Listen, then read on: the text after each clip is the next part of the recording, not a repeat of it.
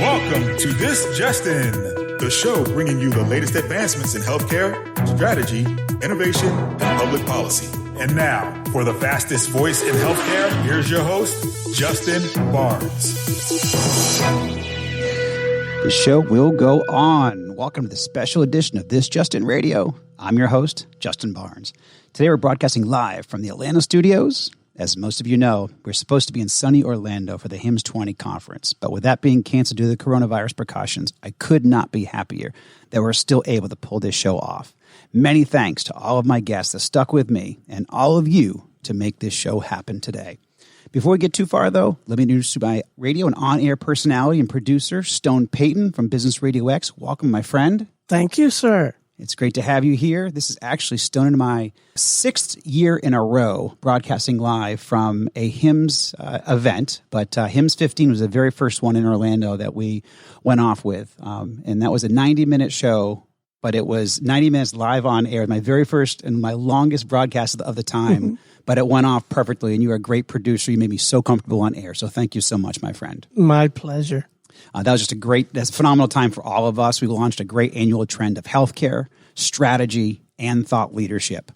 Also in studio today is a great friend of the show and producer, Roberta Mullen, broadcasting us live to 30,000 people across the Healthcare Now radio network as well. Welcome, Roberta. Thanks, Justin, for inviting me. I love being in studio with you. Yeah, you're always a great personality here to have with us, and we truly appreciate you taking the time out of your busy schedule to join us. You're going to obviously be with me in Orlando as well, along with Stone. But again, it's great to be here all together in our Atlanta studios. My schedule is a little freed up today. Exactly, all of ours are.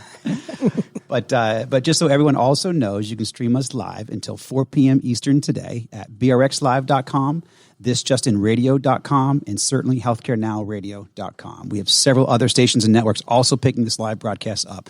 So many thanks to everyone for tuning in. And I'm so proud. This is now our 6th live syndicated and multi-network radio broadcast dedicated to the HIMSS annual conference. Over the next 3 hours, we'll be bringing you the industry's most sought-after CEOs, CIOs, care providers, policy leaders, and visionaries. We even have the 2-hour PM slotted for special guests from the ONC to discuss the new interoperability rules just published yesterday. You certainly do not want to miss that and hear directly from the ONC leadership. If anyone does miss any part of this broadcast, though, all of my This Just In Radio shows are always posted on iTunes, iHeartRadio, SoundCloud, Spreaker, Google Play, and the TuneIn platforms. As many of you know, my goal in broadcasting live each year from the HIMSS annual conference is to create an information medium that shares best practices, strategies, and actionable intelligence from the industry's leading sources and experts. We're very fortunate that most of these guests are also members of our Health Innovation Think Tank, where we transparently share healthcare and health IT best practices as well as strategies. You can find out more about the think tank at healthinnovationthinktank.com. Well, this is our 6th year broadcasting around a HIMSS annual conference. This would actually have been my 23rd HIMSS conference. So this is a really tough trend to break. But I know a great announcement is coming up later regarding a HIMSS 20 conference opportunity for everyone. So if you checked out the run of show, actually Hal Wolf will be joining us at 3:40 p.m. today to make a really cool announcement. So President and CEO of HIMSS. But before we go any farther, though, I want to put out a special thanks to This Just In Radio production partners, Lenovo Health, Business RadioX, Rama on Healthcare, Healthcare Now Radio, and certainly the HIMSS organization for all their continued support through the years. My goal with all of my guests today will be to offer tactics and strategies to not only survive, but to thrive as you navigate your hospital, your physician practice, your clinic, your company, or even your family through all of these changes occurring across healthcare. There is more opportunity than ever before for all of us to thrive, but you must understand how healthcare is evolving, where it's evolving, how policy and reimbursement is shifting, and where best practices and innovation can support your efforts and all of our efforts. I hope you glean all of this over the next several hours. At least that's my goal. So now, I'd love to introduce my very first guest, Dr. Bob Monteverdi, Global Director of Healthcare Solutions for Lenovo Health. Welcome back to the show, Bob. Great to have you here. Hey, Justin. How are you? Fantastic. Thank you for taking time out of your busy life to join our show today. Sorry it's not face-to-face in Orlando, but circumstances have changed that, right? I know. But we always do. You guys are great partners. You guys just help us produce the show every year. We're grateful for that. But let's take a moment to glean some of your thought leadership. Obviously, you're always a great guest that we have each year, but what healthcare or health IT trends are you seeing in the industry and that you're going to navigate in this coming year and beyond? Yeah, to me, it's really a lot of the usual suspects with a couple of new things popping in. But, obviously with the advent of the interoperability rules, which I'm sure we'll be talking about quite a bit on this show with the ONC, there's that just kind of begs this balancing act of data access, convenience, and security. That has been something that healthcare has been juggling for since the beginning of data being captured electronically, and I don't see it going away anytime soon. Very interesting ruling this week. There'll be people on both sides of that argument, but overall, I'm a fan. I think patients owning their data and being able to gain access to it while still maintaining security and having the APIs in place to enable that are important. AI augmented is really a big play. Artificial intelligence, augmented reality. There's a couple of big ones there that we get involved in here at Lenovo. But that whole idea of using analytics and taking it beyond to be able to help. You see a lot of AI with assistive diagnosis occurring. There's a lot more places we can go. And augmented reality, of course, is something that will become an increasingly more used tool in healthcare as an assistive tool, I think, during the day-to-day life of physicians. All of those are, they've been around for quite some time. The one that I kind of see is the newer kid on the block, and it's virtual health. Mm-hmm. It goes by many different names, virtual health, virtual care. But it's moving quite a bit beyond telehealth, and that's the one that's really been intriguing me over the last couple of years. When you start looking at going from just the basic e-visits and moving into remote patient monitoring and patient adherence and behavior modifications, that's a big difference. And where I see that really focused on is chronic care. Chronic care contributes to the biggest portion of our costs in this nation, arguably, depending on which stat you want to use, somewhere in the 75% plus range of the $3+ trillion that we spend is focused on chronic care. Not really a big surprise considering aging populations, increasing physician shortages, actually another factor in that as well. Yeah. It's just it's something that needs to be addressed by this nation, and it's never going to replace care, but it's a good augmentation of it. So I see that, many drivers along the ones we just mentioned. When I start looking at the value that could be achieved from that, it really is very patient-centric. I see improvement in patient adherence, definitely more patient engagement where you're able to do more frequent monitoring of the data on a recurring basis and interact remotely through assistive AI devices. Patient satisfaction increases. The potential to expand geographic patient access, of course, increases when it's more remote. And then, of course, data outcomes improving, which is really the key game. Also, there's some financial advantages, too, where you look at anything that can help reduce patient admissions or readmissions, specifically within a 30, 60, 90-day time frame back into the hospital, avoids penalties and makes patients a whole lot happier. And then, lastly, of course, you're aware with all the new codes that keep getting more and more robust each quarter and each year, CMS with increasing reimbursement of that remote patient monitoring and other private insurances following suit. So I'll stop to breathe, but those are the big ones. And again, I think virtual play is really becoming very, very intriguing. Yeah, I couldn't agree more. And I think the only, if you want to look at a silver lining to what's happening right now across our country and obviously globally, is that a lot of these precautions right now and how we're changing healthcare and looking at healthcare regarding coronavirus and COVID-19 is just the push and focus on what telehealth, what remote patient monitoring, remote care can do and what it needs to do today. We've known this, you're a leader here. We've been doing this for 10, 15, 20 years. We've known the opportunity here, but now this is bringing it to the forefront. So now it's certainly part of our conversation on a daily basis. States like North Carolina, actually, where you reside, is moving forward right now. Actually started yesterday, where you can actually be paid same as an office visit, a virtual care visit, a telehealth visit. So that's those kind of changes we've been asking for and needing for a while. They're basic common sense, and now you're starting to see them take hold. So I couldn't agree more with what you just went through and the strategy that you defined. So kind of as a closing next step, just to give my next. We got about 30 seconds here to go. But where do you think people should be looking at in the next 2 years when you say virtual care? Like, give us just a kind of a heads up of where you think we should look at it on the horizon. Yeah, I think it's some of the things I just kind of said at the end of that there. It's thinking well beyond the whole idea of just these visits, and think of it really focused around behavior modification. It's really about getting patients who aren't always necessarily the most adherent to do what you want them to do, to be able to monitor them more frequently, to know that the monitoring effect, that their physicians and providers are looking in on them and trying to help, automated alerting. That whole mix can help make patients want to do better. There's the gamification aspect to that, but additionally, it's the stakes are high. It's their health. So you want to know that someone's checking in on you, that someone's there for you, and all of those factors, in addition to building those tiny little habits of making sure they're eating the right foods, getting to sleep, taking the meds when they're supposed to, they're all really, really important. I see more and more of that growing, and potentially even expanding into more linking together with smart home. Less of the FDA-centric, approved devices, which are core to the healthcare aspect, but seeing that expand out to smart home, and then of course family members being able to tap in as well and help with that care.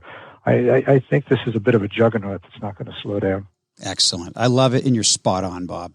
Thank you very much. I appreciate you joining our broadcast today, and obviously you're always a great partner of the show, and we truly appreciate that. You have a great rest of your day, and obviously stay tuned because we got some great guests coming up as well, Bob. Thank you, my friend. It's an unbelievable agenda there, Justin. Very great array of people. So thank you very much. Happy to participate. Thank you, my friend. Take care. And now, Stone, do we have the next all-star celebrity joining us? I believe we do. Is Anish Chopra on the line? The one and only.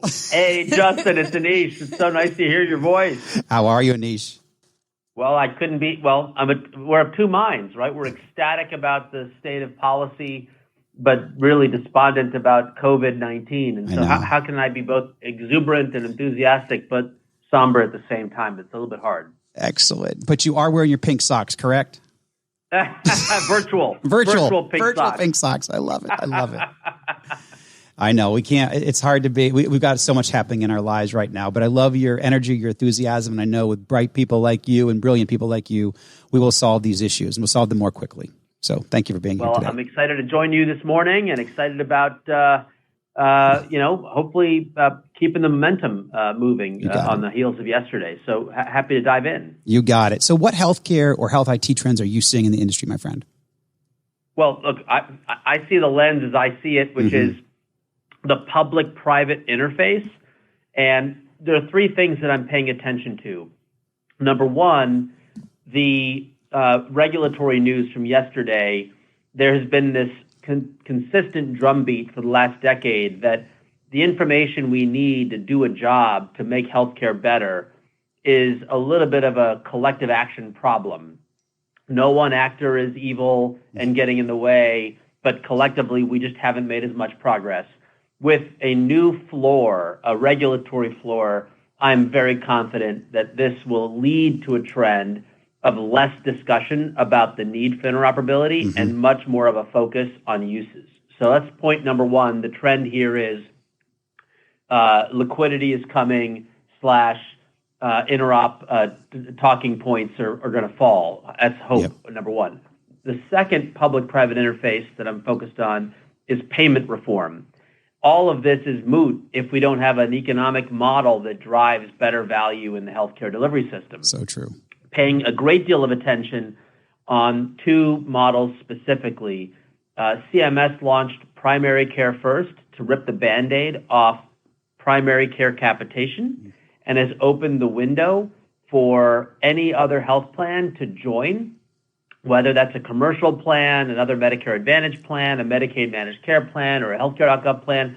Any kind of plan can participate in the model so that a greater share of a physician's panel could be organized under the same economic arrangement. That should make it a lot easier for doctors to participate in this new model when you don't have to practice one kind of medicine in the morning and then a second kind of medicine in the afternoon, depending on the particular contract with which that patient is, the insurance contract tied to the patient. So point number 2 is how many plans will join CMS in ripping the Band-Aid on primary care capitation. Related to that is the new direct contracting model, where CMS basically said we've had these two worlds, unmanaged fee-for-service, that's evolved into ACOs, but there's also been this sort of dive into Medicare Advantage if you want to go full risk. Now there's a happy alternative, which is for physicians that want to stay in the traditional Medicare program, but want the economic arrangement to align the incentives for capitation akin to what they might do in a global risk contract in MA. That's the second area in this pay-to-value trend that I'm exploring. How many health plans join Medicare, and how deep does the Medicare program on capitation run across the delivery system? So we talked about interoperability as trend 1. We've talked about payment reform as trend 2.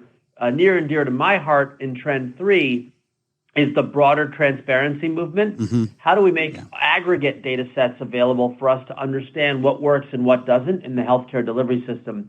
And that is where, first of all, it's my day job at Care Journey, but it's also CMS leading the way. Adding Medicaid encounters to the Medicare open data sets means that 120 million Americans' claims history is available for research to study what is or is not working, which physicians, networks, and facilities are delivering better care relative to their peers. I love it. I love it. So the source of all that public-private collaboration. Yep. Yeah. So just on that last part there, what can we do?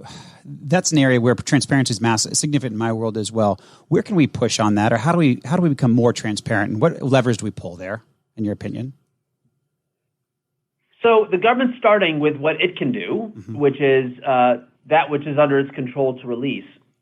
The very obvious next step is how do we create a comparable movement amongst the private plans? I'm on the board of the Healthcare Cost Institute. We've been a voluntary collaboration amongst a few key plan partners. Can we scale that model where health plans create effectively a virtual research enclave so that we can look across all population types, not just government-sponsored, for understanding what works? That's on the claims and administrative data side. You and I, Justin, have talked in the past that the holy grail is to get to quality data, which involves the EHR information. And so how do we create the same culture of openness and sharing as it relates to quality data? And will that come because the government will mandate some of that? Will it become part of the norm because we voluntarily created the conditions for these sort of clinical registries to pop up? That's an open question, but one that we will be spending the next X number of months and years grappling with, Justin. No, I completely agree. I think my closing question is to stay on this a little bit. Roberta just shared it with me. Do plans have incentives to do that yet, or what do you think there? The other plans? Well, that's a great question. I think no individual plan feels like their willingness to go open is going to give them an immediate advantage. We almost need to have multiple plans diving off the deep end at the same time to really feel like it. We all know that it's better to have transparency, but we're anxious about going first. Right. So I fear the industry is waiting on government action. If you remember the bipartisan Lamar Alexander, Patty Murray bill, Lowering Healthcare Costs Act, I believe they called it last year, included a national all-payer claims database. That would have been a vehicle for that public-private model to take hold with a bedrock of government action. Short of that, I think there may be a few opportunities for us to do that. States are doing it with APCDs, and the more we both collect the data and open it up for a myriad number of uses, the better we're going to be. Love it. So in our final minute or so, first of all, what do you love most about the interoperability rule yesterday? Since that is so timely, what do you think is the best component of that bill, that rule? I mean, well, look, culturally and technically, making sure that everyone has to point the data to consumers just completely reduces the concerns about, well, I can't share because of HIPAA, what's data minimization, all the contractual, call them in the U.S. government, we used to have a term for this, which is the non-technical trade barriers. So you'd have global trade, and then you have all these random barriers that get in the way that are not tied to the trade agreement. We have in the B2B world of healthcare data sharing a lot of non-tariff trade barriers. On the consumer side, it's clear. So as long as everyone knows the rules of the road, connect to the consumer, then we can empower individuals to trust the networks that they believe will help them make smarter decisions. That has to be the most important takeaway from yesterday. And my hope is that once we get beyond this, we will move those non-tariff trade barriers through policy and other means in order to get to the better place. So that's what I take on the conversation. Yep. Awesome. Anish, I truly appreciate your time, my friend. I know you have a busy schedule. You have a lot going on. You're always a phenomenal guest and supporter of the show. So thank you, my friend. Keep up the great work, Justin. Have a great day. You as well, my friend. Talk to you soon. Take care. Thank you. Bye. Bye-bye. And continuing on with this amazing lineup, I believe Dr. Rasu Shresha, EVP and Chief Strategy Officer from Atrium Health. You're on the line. I am indeed. How are you doing, Justin? Fantastic. I'm sorry we're not in person right now, my friend, but obviously things change, but I'm grateful for your continued support and you joining us today. Absolutely. It's a pleasure to be here, and I'm glad that we're actually doing this virtually, right, with everything that's going on around the COVID-19 outbreak. I think this is not just the prudent thing to do, but this is also the right thing to do in terms of us doing our part to contain the outbreak, but also at the same time engaging in stimulating conversations like what you're having right now. I completely agree, my friend. And I will be remiss if I did not say I walked into the studio today and our producer, Stone, had a thing of Clorox bleach-free hand sanitizer right in front of my microphone and headset. So thank you for that, Stone. Yeah. Wonderful. I love it. The right approach. There you go. So, Rasu, what healthcare or health IT trends are you seeing in the industry that you can share with my guest today? Yeah, so, there's so many trends that are out there. One thing that I thought I'd point out would be a good perspective is I'm seeing a lot of cross-fertilization happening, a lot of morphing happening in front of our very eyes. There are providers who are becoming payers. Yeah. There are payers who are becoming providers. There are employers who are becoming providers, and there are a bunch of other vertical plays at that, right? So it's really interesting. A lot of, cross-fertilization. I was at UPMC before I moved to Atrium Health, right? And UPMC, as you know, is a large provider organization and is doing very well on the payer side. Memorial Hermann, a similar story, and there are others out there. And then payers like Optum and Humana, they're getting into the provider space, whether it's in primary care or in other areas. Employers becoming providers as well. So you're seeing a lot of that happening, whether it's in HealthStat or Marathon Health. And then a number of other vertical plays, CVS and Aetna coming together and doing a lot of interesting things in that space. So it's really interesting when you look at these trends to say, all right, what does that then mean for us, right, for the rest of us in terms of healthcare, whether you're, actively, part of that vertical integration play that's happening, or, you're essentially trying to either react or be more proactive in those trends that I just mentioned. I think the onus is on us to make sure that we're able to be a lot more intelligent, not just wait and watch, but be a lot more intelligent and proactive in seeing all of those trends and coming out as winners. Yeah, I completely agree with you. I've seen everything that you just walked through, from the health systems being, I call them pay riders or employers becoming providers. I'm either a part of that or I've seen all of that right in front of us, even in my community, but also nationally. And I think it's an essential part of communities pivoting to survive and to offer healthcare at the most affordable option that they have available. So I think it's a phenomenal trend to point out. So I guess taking a next step, what would you point out as a best practice or strategy that you can help others to navigate those trends or point them in the direction to explore? What would you say there? Yeah, so I'd say a couple of things. First and foremost, I think it's really important because you see a lot of the hype, a lot of the trends out there. And even in these vertical integrations, you're seeing a lot of startups and larger entities, capitalizing on capabilities like artificial intelligence and blockchain. There's a lot of hype out there. I'd say, three things. One, it's really important for us to break out of that hype cycle, right? And really focus on what's real. And there's a lot of things that are real out there, even in AI, even in blockchain. There's a lot of things that are real out there. So let's get out of our own way when it comes to this hype cycle, and let's focus in on what's real. That's number one. Excellent. Number two, I'd say I think it's important for us to push forward with digital health solutions that really focuses on the whole person versus, and you're seeing air quotes here. So if I were with you in the studio, Justin, it would be air quotes, just the patient, right? Yep. So it's not just the patient anymore. It really is the whole person.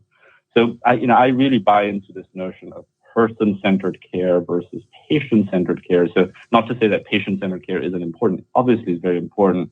But let's push forward with digital health solutions that really focuses on the whole person versus just the patient. And then thirdly, I'd say, we will see massive advancement at this intersection of big data and big pharma. And I think that's going to be really important. It's a space that I think we need to continue to not just indulge in, but really watch and understand what the right economic models might be, what the right plays might be for capabilities like AI and analytics, cloud, right? This, perfect intersection almost of big data and big pharma. We'll see a lot of advancements in that space. So faster, cheaper, better drug discovery, for example, and development. Even as we're in the midst of the COVID-19 outbreak here, and we're talking about, hey, is it months versus years for the vaccination to come out, right? I believe wholeheartedly that when we're able to tap better into that intersection between big data and big pharma, we're going to see a lot more advancements come out. And that's a space that I think is really, really exciting as well. So three things that there I thought I'd share with your audience. Sure. So, and I know this is tough, this next question, because we have a lot before us and we still have a lot to achieve in the next year or two. But looking out at some key trends or just things to keep an eye on, and you may have just covered it there in your close, but, in 3 to 5 years from now, where do you think we should have an eye on or just to know what's ahead of us? Anything there? Yeah. So, a lot of it was what I mentioned, but if I could distill it down to a specific thing that we should, I think, be aware of, it is essentially us leveraging data and coming up with insights in ways that we'd not managed to do so before. And in a nutshell, I call that being hyper aware. Right? Becoming hyper aware, I think, is something that's going to be the reality of where healthcare will be in the next 3 to 4 years. I mean, 3 years is a long time. Yes. When you think about the pace of change that we're seeing today, I think, in the next 3 years, we're going to see the amount of change that we've seen in the last, I'd say, 5 to 10 years, right? So becoming hyper aware, where, we're seeing real digital transformation, where we're seeing algorithms, intelligent visualization, smart user interfaces, allowing for us to be hyper aware of ourselves, of the populations that we belong to, the conditions that we live in, the preferences that we have, the economic capabilities that we may have as an individual or as a group, and then helping us through that hyper awareness make more informed decisions and execute and nudge behavior in the right way, the most impactful ways forward.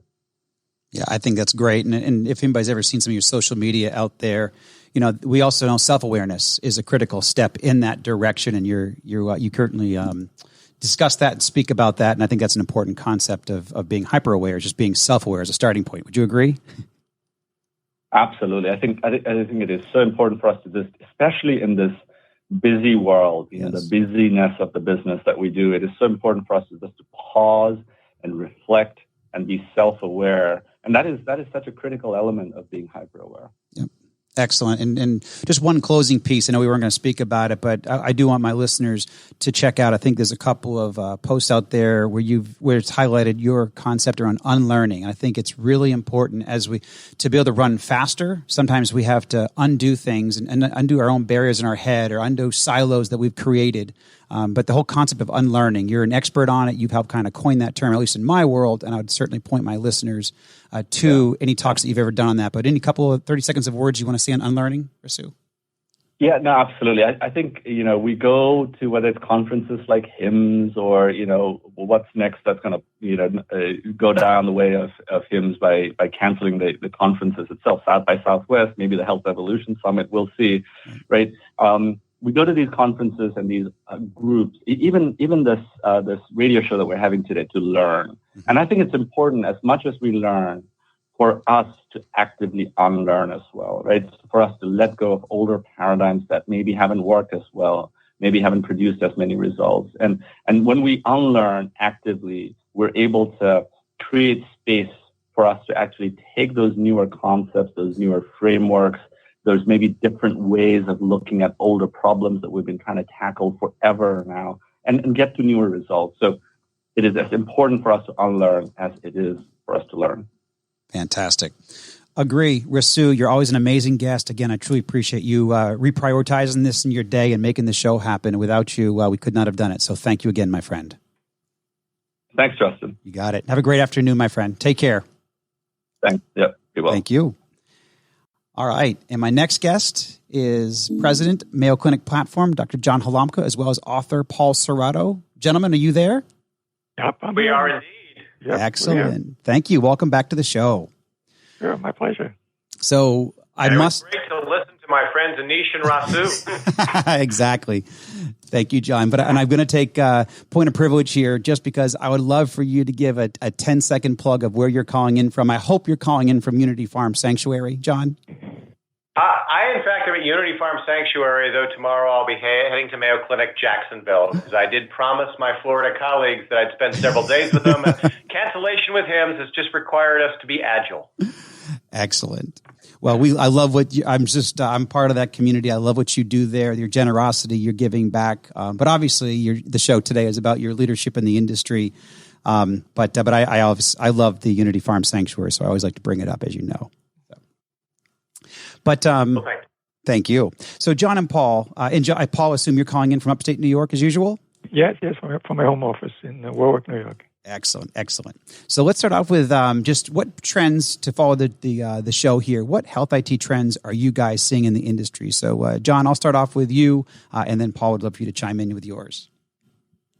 Sure. Well, so I joined Mayo Clinic January 1st, and the three major areas that I'm working on are, first, how do you take large amounts of data from the past and use it to inspire new cures and optimal care plans for patients in the future? Do that in an ethical way, that's a privacy-protecting way, and a way that's scalable and allows you to participate with multiple constituents, payers, providers, patients, pharma, all learning together. The second area is, how do I take a high acuity patient and care for them in a non-traditional setting in your home? And as we think about lowering costs, as we think about COVID-19, we're going to have to start delivering care in places other than bricks and mortar. And finally, how do we take the novel signals we're getting from your wearables in your home and turn those into wisdom with AI algorithms that bring you value? Because right now you're wearing things, but who's looking at the data and what can you do with it? Oh, I just got a hashtag in there. Wearables wisdom. I love that, John. That's great. Perfect. Paul, what are some of your thoughts and trends that you're seeing, my friend? It's funny. John and I have been working together for so many years that we're starting to finish one another's sentences, as he has said before. Yes. And when he mentioned, the talk about moving from brick and mortar to virtual care, that was on my list. It's happening, and we've got to be prepared for it. And the two major buckets are telemedicine and hospital at home. Those are the two movements that have the most traction. And as John mentioned, with the coronavirus being such a big issue, to say telemedicine is certainly one of the ways to address that problem. But in order to make that doable, we have to have a better understanding of what type of remote patient monitoring systems work and which ones don't. Mm-hmm.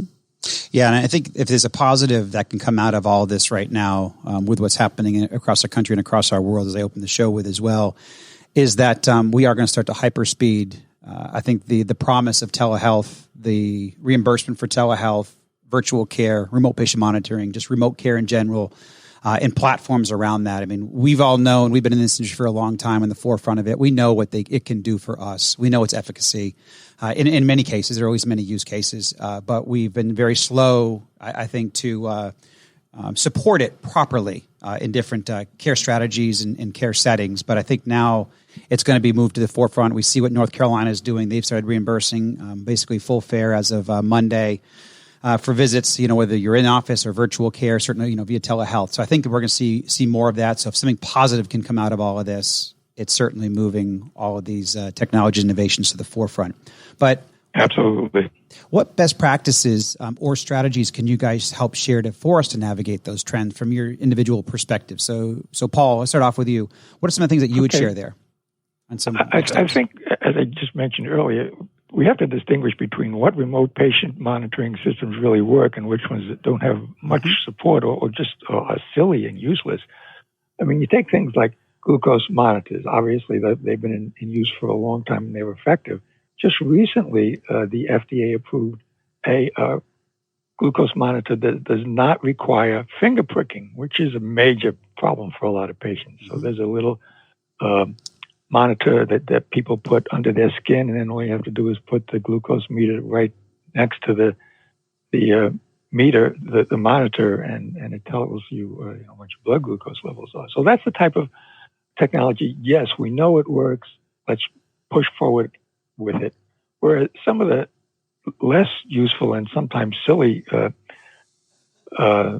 monitoring systems, one that comes in mind, I wrote about a couple of years ago. There is a bootie that newborns can wear. So the new patients put this little boot on the child's foot, and it monitors their blood pressure, it monitors their heart rate, and so on and so forth. Totally useless for a normal, healthy child. And in fact, the American Pediatrics Society has come out saying that you're probably doing more harm than good for that kind of patient monitoring. So obviously, we've got to be discriminating when we use these type of tools. Very, very good point. Totally agree. John, what would you like to share there? Best practices. 2 points. I think Paul is exactly right. We have all these novel sources of telemetry and figuring out the provenance, what devices generate what signals for what utility. But also, we're getting so much data, we're going to overwhelm our clinicians. And so the question is, how do we separate signal from noise? And the answer there has to be machine learning used to augment human decision making, so that as we get these terabytes of new signals, the humans get engaged when there's something material to review. And figuring out how to build platforms that ingest the data and connect them to partner companies that do the machine learning processing is a lot of my effort. But also protecting privacy. And that's, of course, a really challenging thing to do as you generate more data for more purposes. And so much of what I've also focused on is how does one de-identify the data? Or let's just say this, lower the re-identification threshold so substantially that the data can flow to multiple parties while also ensuring that patient privacy is respected. It's excellent. So on that note, and kind of pivoting over to the new interoperability rule, because obviously some of this is covered in there, what would you like to share? I'd love to know what you thought of the rule yesterday, John, and certainly, Paul, if you have anything you want to add. But I'd love to know your thoughts, as we, we'll have Dr. Rucker on at 2 p.m. today, but would love to some of your preview there. Sure. So I think it's, as Anish said, it's cultural and it's ecosystem.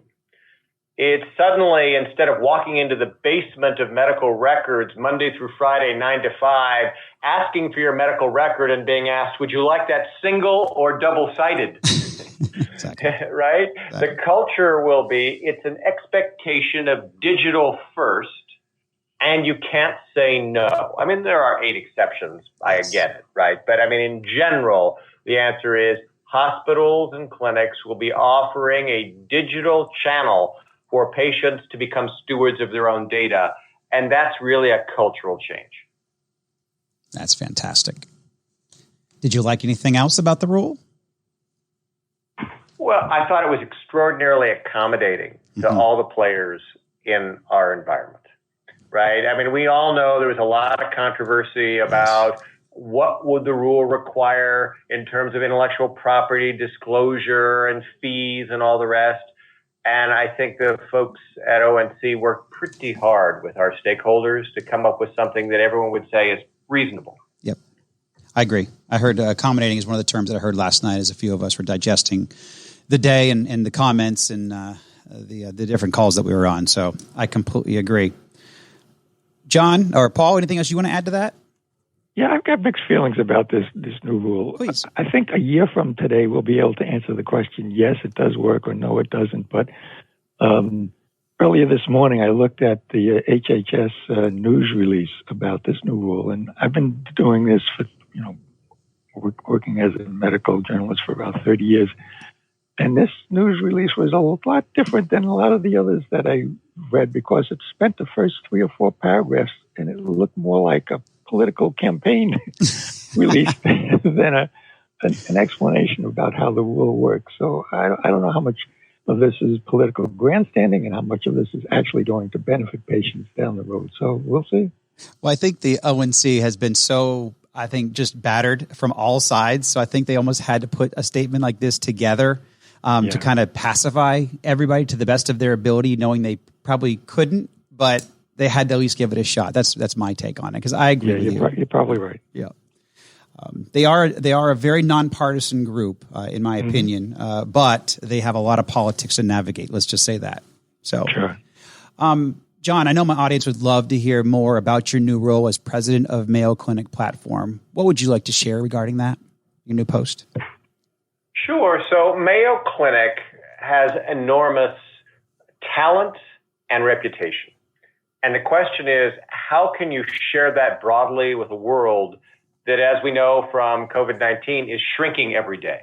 And the idea is, can you take the AI algorithms that have been developed by Mayo Clinic experts or the content or care plans and make that broadly available through a variety of channels so that there can be much more extended benefit?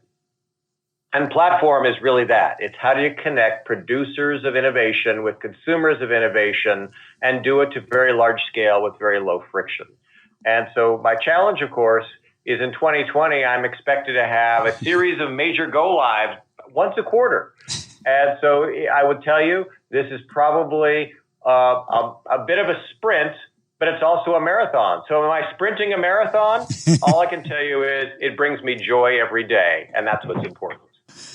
I love it. It's very optimistic. It's great. I've read your what your go live plan is, so it's impressive. It's monumental, and we obviously look forward to watching the journey. So, and thank you again for. I know you got a busy schedule for joining us. Do you want to join in? You want to say a question here, John? This is Roberta from Healthcare Now Radio. Just want to know if your Boston Marathon's going to go on this year. Oh, good question. I read that this morning. Wow. Do you know? If they've canceled the St. Patrick's Day parade, isn't that a harbinger? I don't know. I have no inside information. All right. Yeah, that's actually a great question. Neither does the Atlanta Journal have much to say about ours. Yeah. So, but I think what you could say is that we are seeing the catchwords abundance of caution being used in virtually every public event. So I take that to probably mean public events of that magnitude will be canceled. Yep. I tend to agree. So I think looking over, closing out there with Mayo a little bit, what 3, I think would be a couple initiatives, AI or machine learning, artificial intelligence, machine learning initiatives that Mayo is launching this year, John, or that you plan to launch over the next year or so? Right. So the first, which we just finished the comprehensive de-identification of 9 million historical records, and we'll be moving those into a secure container where we can invite innovators into the secure container to run AI algorithms. Wow. That is, the data will never leave our control. Yep. It's fully de-identified and certified as de-identified, but we can invite innovators in. And I think that's a really interesting model. And so you'll start seeing the first invitations, if you will, happening in April and May of this year. Wow. Going live with home hospital. And to the comments Paul made, we believe that it's going to be increasingly important in society to have this capability.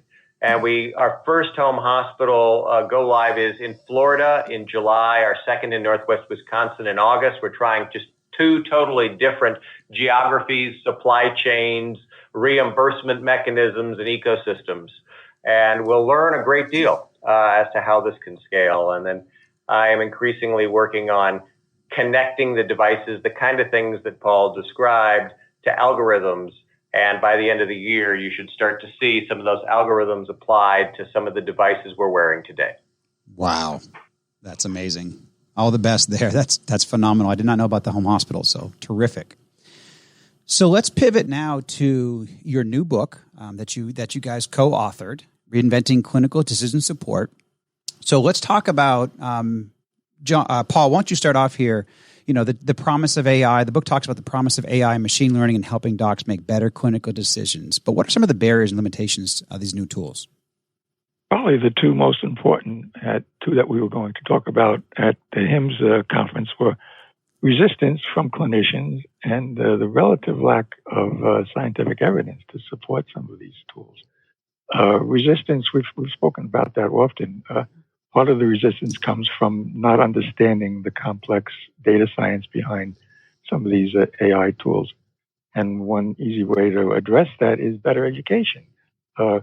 We were planning to give a presentation where we showed a video of how convolutional neural networks work.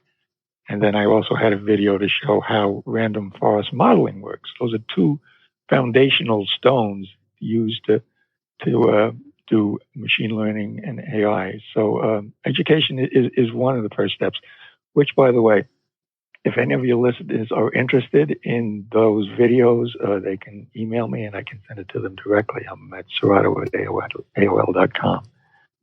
And then the second issue, relative lack of evidence. There are thousands of scientific papers out there about machine learning and AI as it applies to healthcare. But most of them are proof of concept papers or retrospective studies. That's really not the kind of high level research that we need in order to put this into daily practice and risk patients' health. So one of the things that I had planned to hand out at the conference was a list of about 10 or 15 studies, randomized controlled trials, prospective trials that show the strongest amount of evidence for certain categories of machine learning. So once again, anybody interested in that handout, serrato@aol.com. I'll be happy to send it to them.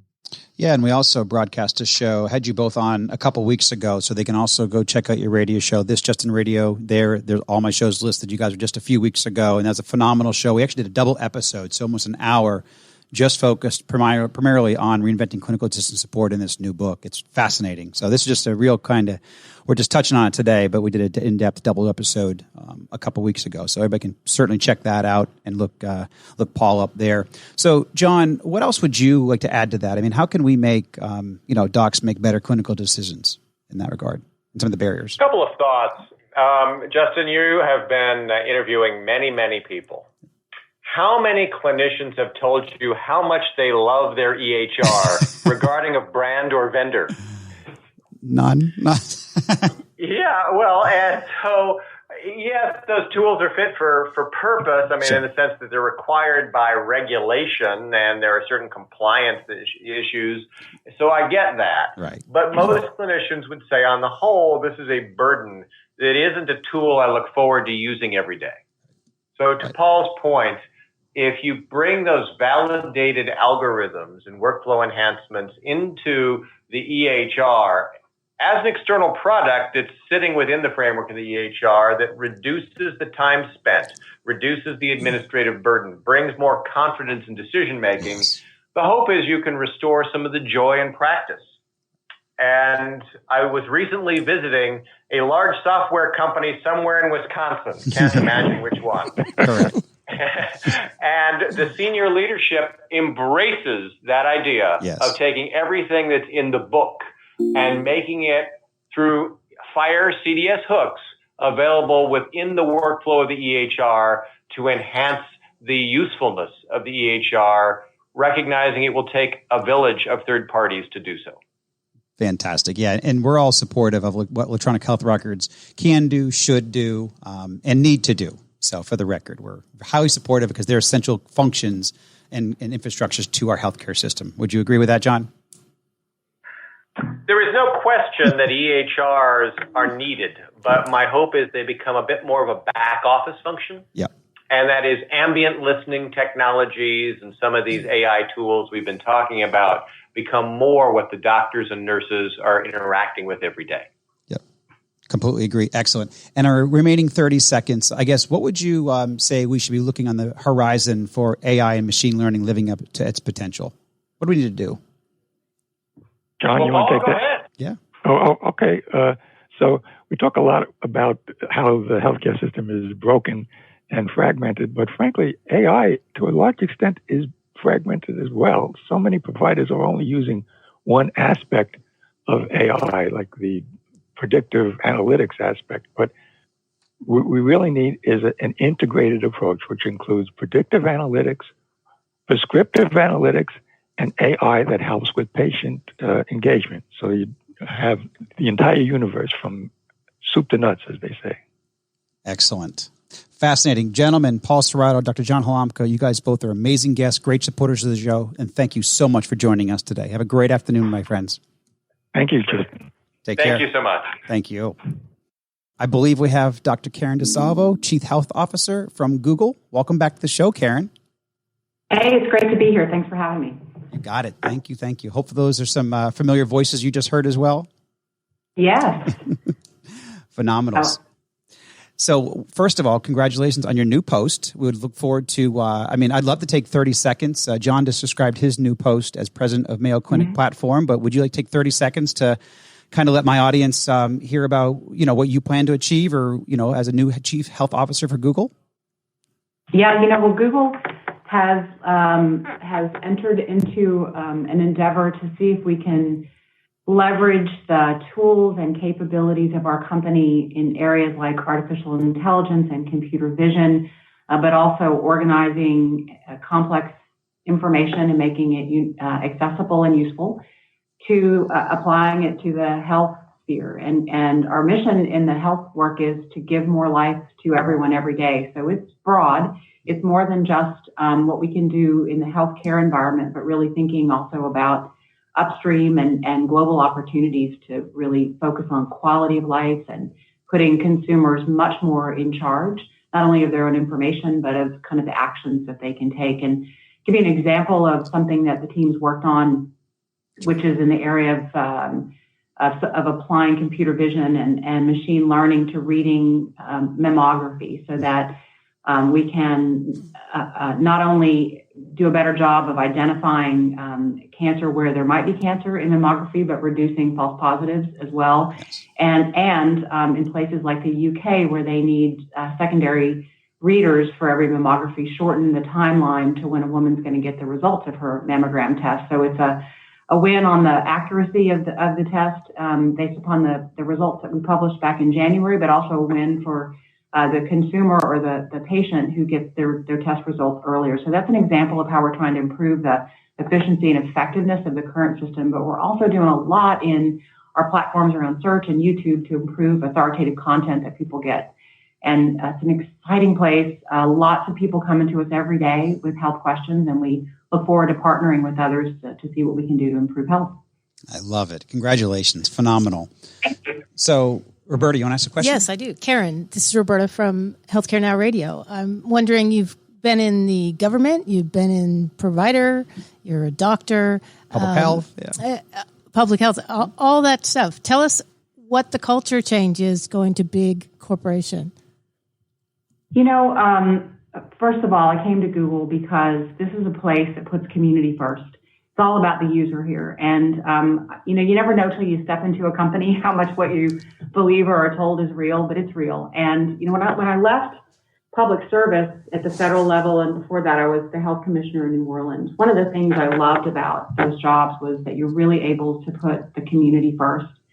So culturally, it's been really great. I think what else has been amazing is the level of talent in the company that wants to put our tools to good, and the freedom we've been given to really think about how to do this in a way that is really driven by partnership. And so it's not so much about replacing or disrupting negatively, but sort of figuring out how to improve the system. Excellent. So you're liking it. It's great. I love it. I Great. really do. And maybe I'm still in my honeymoon phase, but it's really been, and it's a tremendous platform.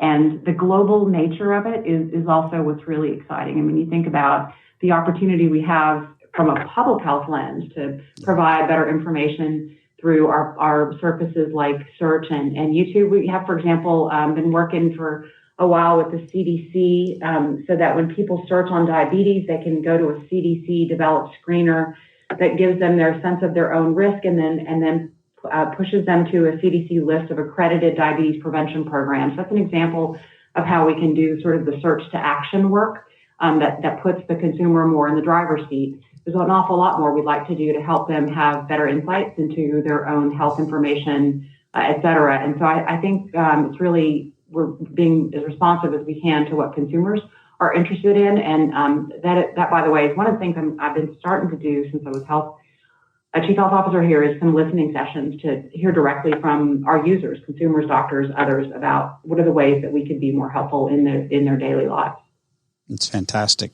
So, Karen, and just on the flow of the show, what healthcare, health IT trends are you seeing in the industry from your perspective, from Google, from you personally? I know you just covered a bunch as we opened, but what else would you like to share there? Well, one of the reasons I came here is because I've always believed that the consumer should be at the center and increasingly believe they should be a lot more in control. And I don't think that's true just in a U.S. context, but I think globally. And policy work that we did as when I was national coordinator, we wrote a new strategic plan that put the person at the center, wrapping the data around them. And as John was saying earlier, the EHR is but one of many data sources that tell us about someone's health and quality of life. So starting to shift that paradigm and that power so that the consumer really is more at the center of that. This whole movement towards figuring out how to assemble data that tells a broader story about somebody's health and quality of life, including like social drivers of health or behavioral drivers of health, and doing that in a way that their health information is accessible and useful to them and those they trust, is the trend that everyone's trying to figure out how to meet that expectation from consumers and do it in a way that is really secure and private, but useful to the consumer over time. And I just want to call out, because I know Don's coming up next, how delighted I am to see this next step of the rulemaking on the part of HHS, which builds on work that we did when I was the national coordinator around the 2015 edition and working with Congress on the 21st Century Cures. And I think the fact that the HHS, that FEMA and Don have really pushed forward this next iteration should be a clear signal to the industry and to consumers that health IT is not partisan. It's really about doing the right thing for their health, and so that the industry always ought to have some clarity that the policy is moving in more of a consumer-centric direction. We need to build tools and businesses that are B2C, very consumer-centric, and be thinking about building an industry that allows for cost and quality, transparency, and people to be able to take access. Look, I have worked in communities that are with seniors or communities of color or communities that are uninsured. So I fully, completely understand. That was my patient base for 20 years, that what we have to build has to be culturally and health competent and from a health literacy standpoint. But we really do need to build a future in which the power is not all in the hands of the health system or in the companies that hold the health records, but rather that the power is shifted to those who are really putting the consumer first. That's fantastic. So, I'll even give you the last, 30 seconds or so, a minute on. You just obviously gave some praise. You actually helped start a lot of this back in 2015. So I certainly want to publicly thank you for your hard work and dedication through the years. But what would you want to say regarding the interoperability rules that were launched yesterday?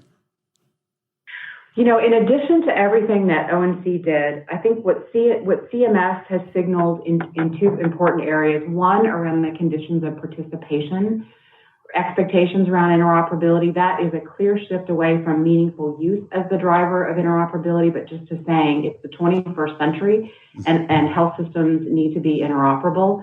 I think there's another clear shift of expecting the health plans to aggregate longitudinal health records, which is a signal that trusted third parties, could be a health plan, tech companies have already been in this space, that there will be ways that people want to have their health data aggregated so it's one person, one record across their lifespan, and that the companies that do this by giving people digital dignity are going to be the companies that really help, that really, I think, are successful. So it's really thinking about putting the consumer in the driver's seat and doing it in a way that gives them visibility into their data so they can put it where they can share it with those that they want to, when they want to, and it has to be people that they'll trust. And by the way, I want to give Grace Cordovano credit for that digital dignity term. I borrowed that from her in one of the listening sessions that I had, and it's just such an important concept that coming out of these rules, it's now a 21st century model. Now we got to figure out how to make sure that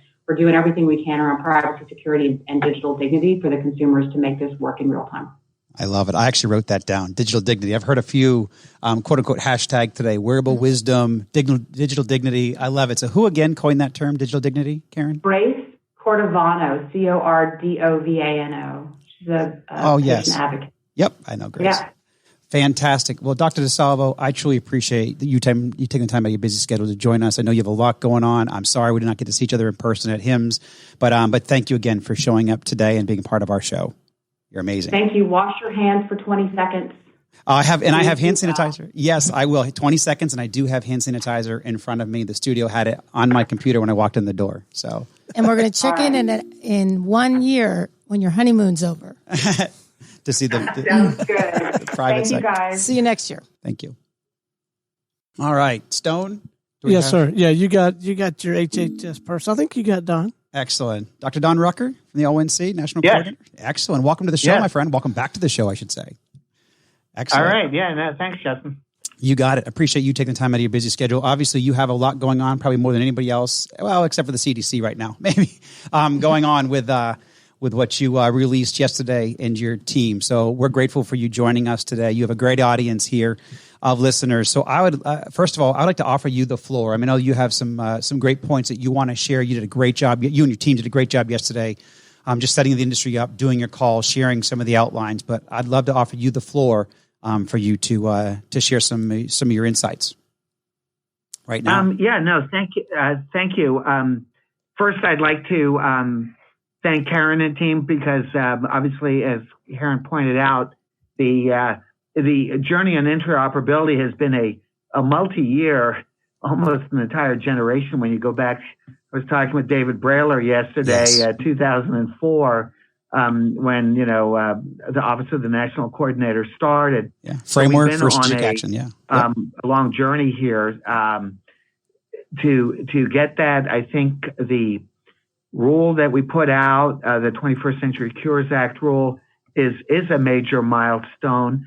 I think it reflects a couple big things. It reflects that while we've had, I think for a couple of years, the bandwidth, the amount of electronic, now finally health information to actually have something to share, we have not had the policy incentives, because all of the policy incentives that we've put over into American healthcare, literally since 1942 Stabilization Act during World War II, that made health insurance a pre-tax benefit, have put us where health care is under the control of third parties, as opposed to being a direct conversation with a patient, consumer, and a provider, doctor, hospital. It has been a three-party conversation, and that conversation, because the economics are really under the control of everybody but the patient and consumer, has been an increasingly expensive, increasingly unhappy situation. The Cures Act says, wait a minute, let's put some provisions in place that, combined with modern computing, will put the patients back in charge. And those provisions at top level, there are two big provisions. Technically, it says that the application programming interfaces, if you will, have to be allowed to work. They can't be hidden by, contractual blocking, or, all the sneaky ways that you can sort of look like you're doing something but aren't. Yes. So they have to be real bona fide interfaces. On the one hand, Congress termed it APIs without special effort. And on the other hand, the information has to be shared for patients. The days when you can say, well, we're not really going to share the information because they're not in our network, or maybe even we'll share the information on a private network of, where maybe the other members on that network are also high priced and also not really offering competitive solutions. Congress said those days are over. The patient controls where that information flows. Our rule makes that law, puts the law into effect. It happens over a couple of year time frame. You have Steve Posnack on soon, I believe, to talk about the details. But anyway, that's the top level. We're very excited, as Karen mentioned.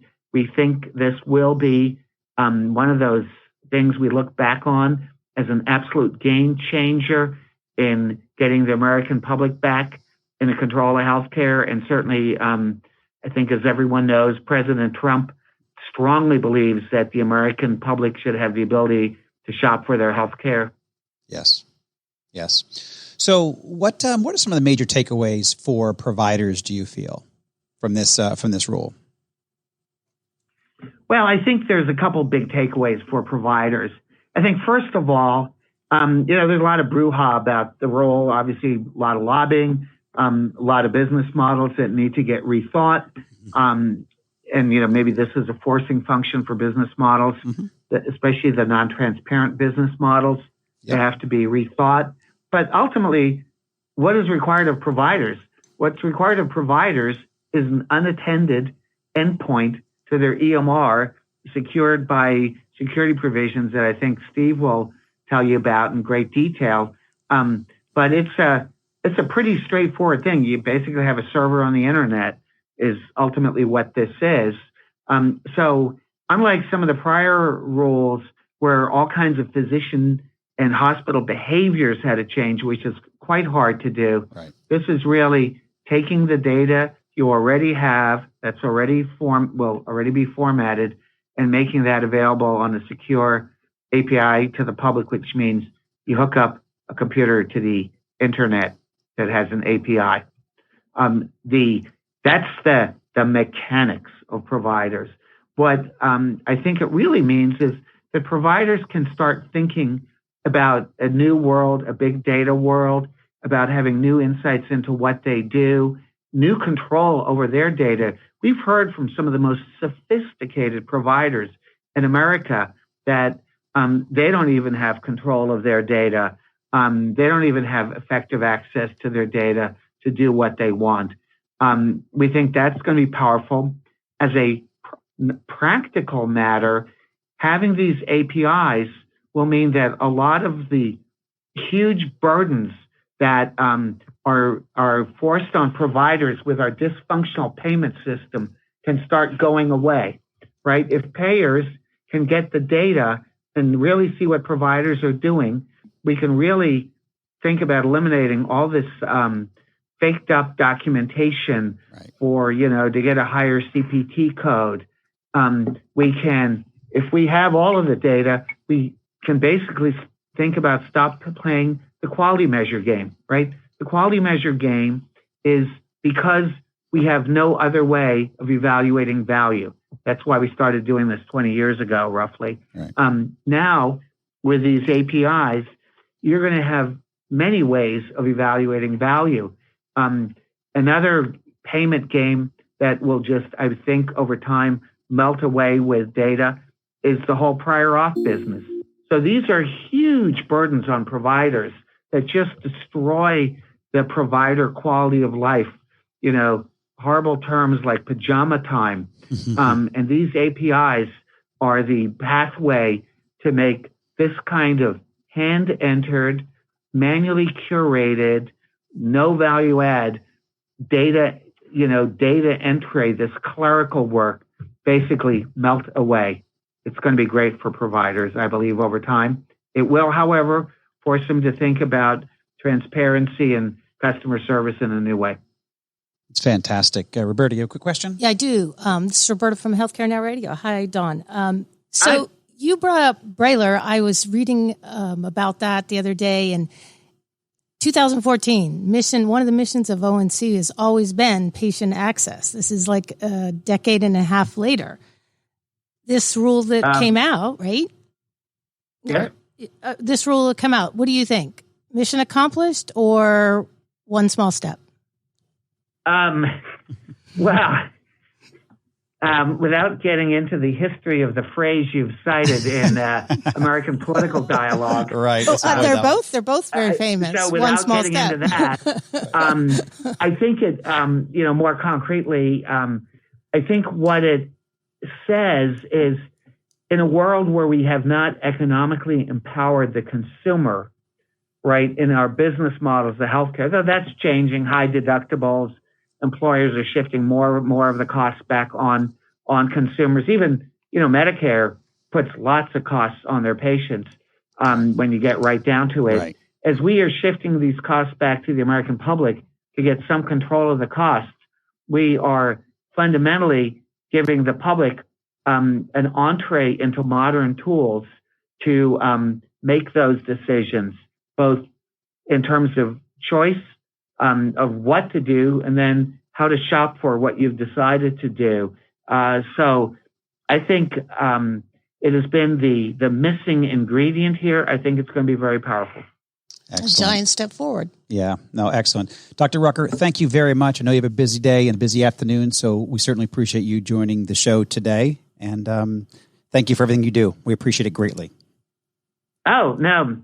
Thank you. Great talking with you guys. Sorry we couldn't do it in Orlando. You got it. This is the second best, though. We're grateful. Thank you. And I think Stephen Posnack is on the line, Deputy National Coordinator. You got it. Excellent, my friend. How are you doing? I'm sure it's good. been... Can you hear me still? I can. I'm sure it's been a crazy... I can't imagine what you're going through. Never mind all of us just kind of scrambling. You've had to not only scramble, but you've had to do a lot of work over the last 6 to 12 months to 5 years so to get us here. Yeah, those are all appropriate units of measure. Exactly. So first of all, thank you, my friend, for taking time out of your busy day to join us. So we'll kind of dive right in. I'd like to actually give you kind of the floor and let you hit on some of your high points. We'll have a couple of follow-up questions, but I really know there's some real important pieces that you want to get out to a large audience today. So I'll kind of give you the floor and some of your high points from the new rule. Sure.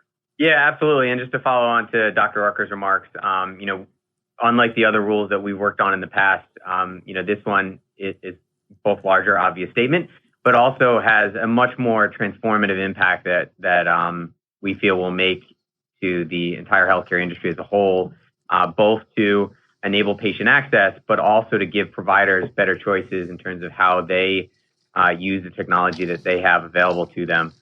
One thing I wanted to be clear, which was certainly one thing that got brought up as part of the rulemaking process, was stakeholders' request for more time to understand and comply with the rules. Obviously, information blocking is a new legal and regulatory paradigm. And so what we did was to allow for more time for education and preparation in the beginning. So for the first 6 months, there are no compliance requirements up front, to just say that colloquially. And then over time, there's a gradual phase-in for the information blocking scope and obligations overall on industry stakeholders. So we hope that will give a gradual way for everyone to come into compliance with the rules, and answers a lot of the concerns about having this apply come day one when the rules become effective.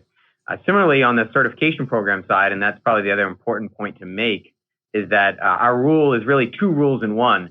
A portion that applies to health IT developers only in terms of updates to our certification program, and then a portion that applies to health IT developers, health information exchanges and health information networks, and healthcare providers, which is the information blocking related provisions.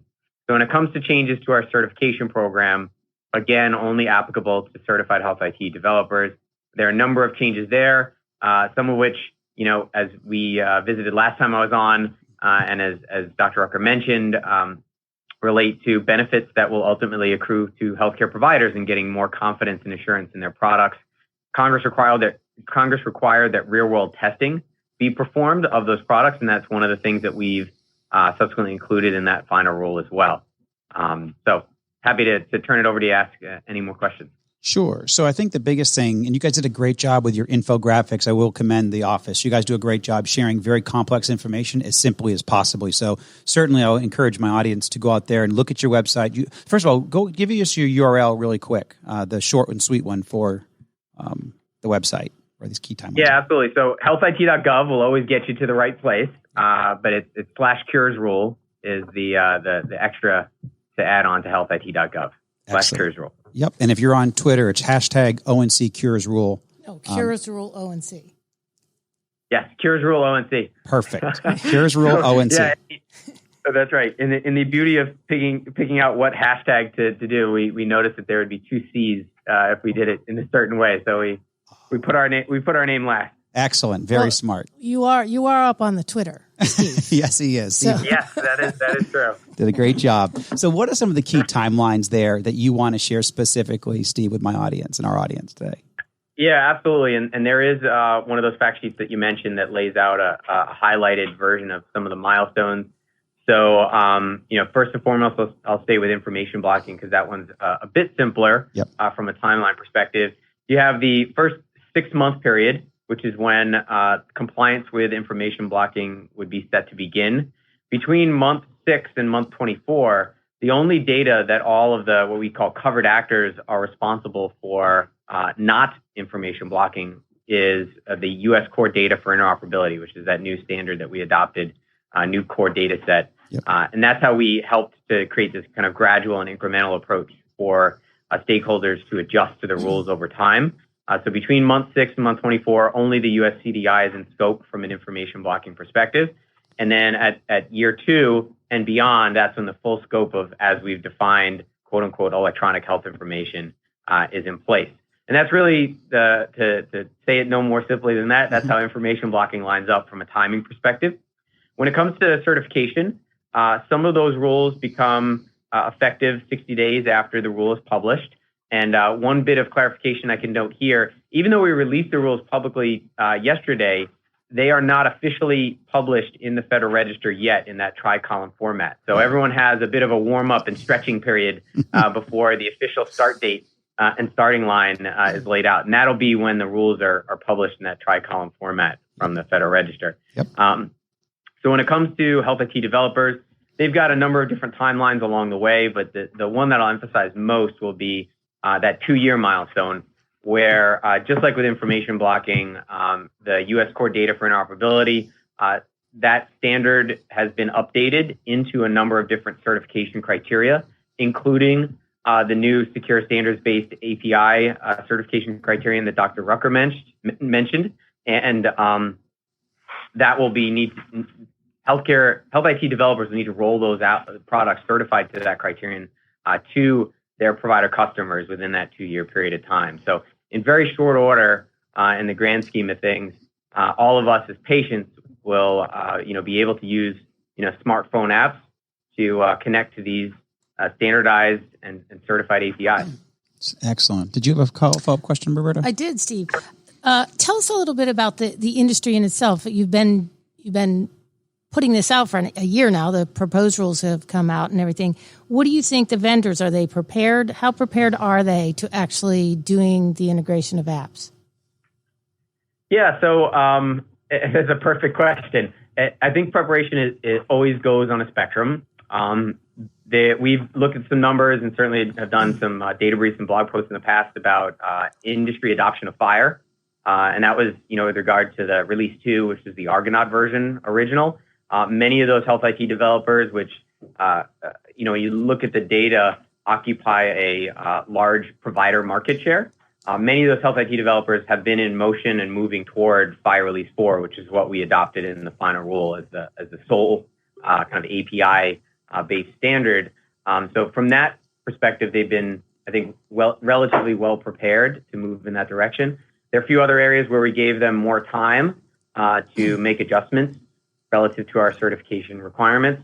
I think the biggest adjustment for them overall is looking at their processes, looking at some of the business arrangements that may be different or may need to be adjusted as they start to go through the conditions of certification and the changes that Congress directed us to make to our certification program. And I think, some that have been tracking along with our regulation from the proposed rule stage, even dating back to, the Health IT Advisory Committee and other comments that we received, should be well positioned to comply with our rules in I don't want to say short order, but along the timeline that we've laid out.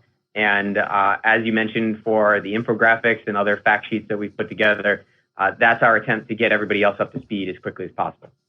Yeah, you guys did a great job. I went through a lot of that yesterday. I sat on as many calls as I could.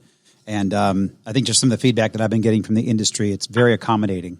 And so I think you guys have done a phenomenal job handling a very difficult and tough piece of legislation. So phenomenal job, Steve and team. Mm-hmm. And audience, follow him on Twitter. Yes. Great insight. I say it all the time. Yes, you do. Yes, you do. Come for the policy, stay for the gift, right? That's right. I believe he calls fire muy caliente. That's his newest one. That's right. My Spanish teacher would be proud. Awesome. Steve, always a great guest. Thank you so much, my friend. I know you have a busy afternoon, so we'll let you go. I believe we have Elise Sweeney Anthony joining us now, but thanks again, Steve. All the best. All right, a pleasure. Thank you very much. Take care, buddy. Elise, are you on the line? I am.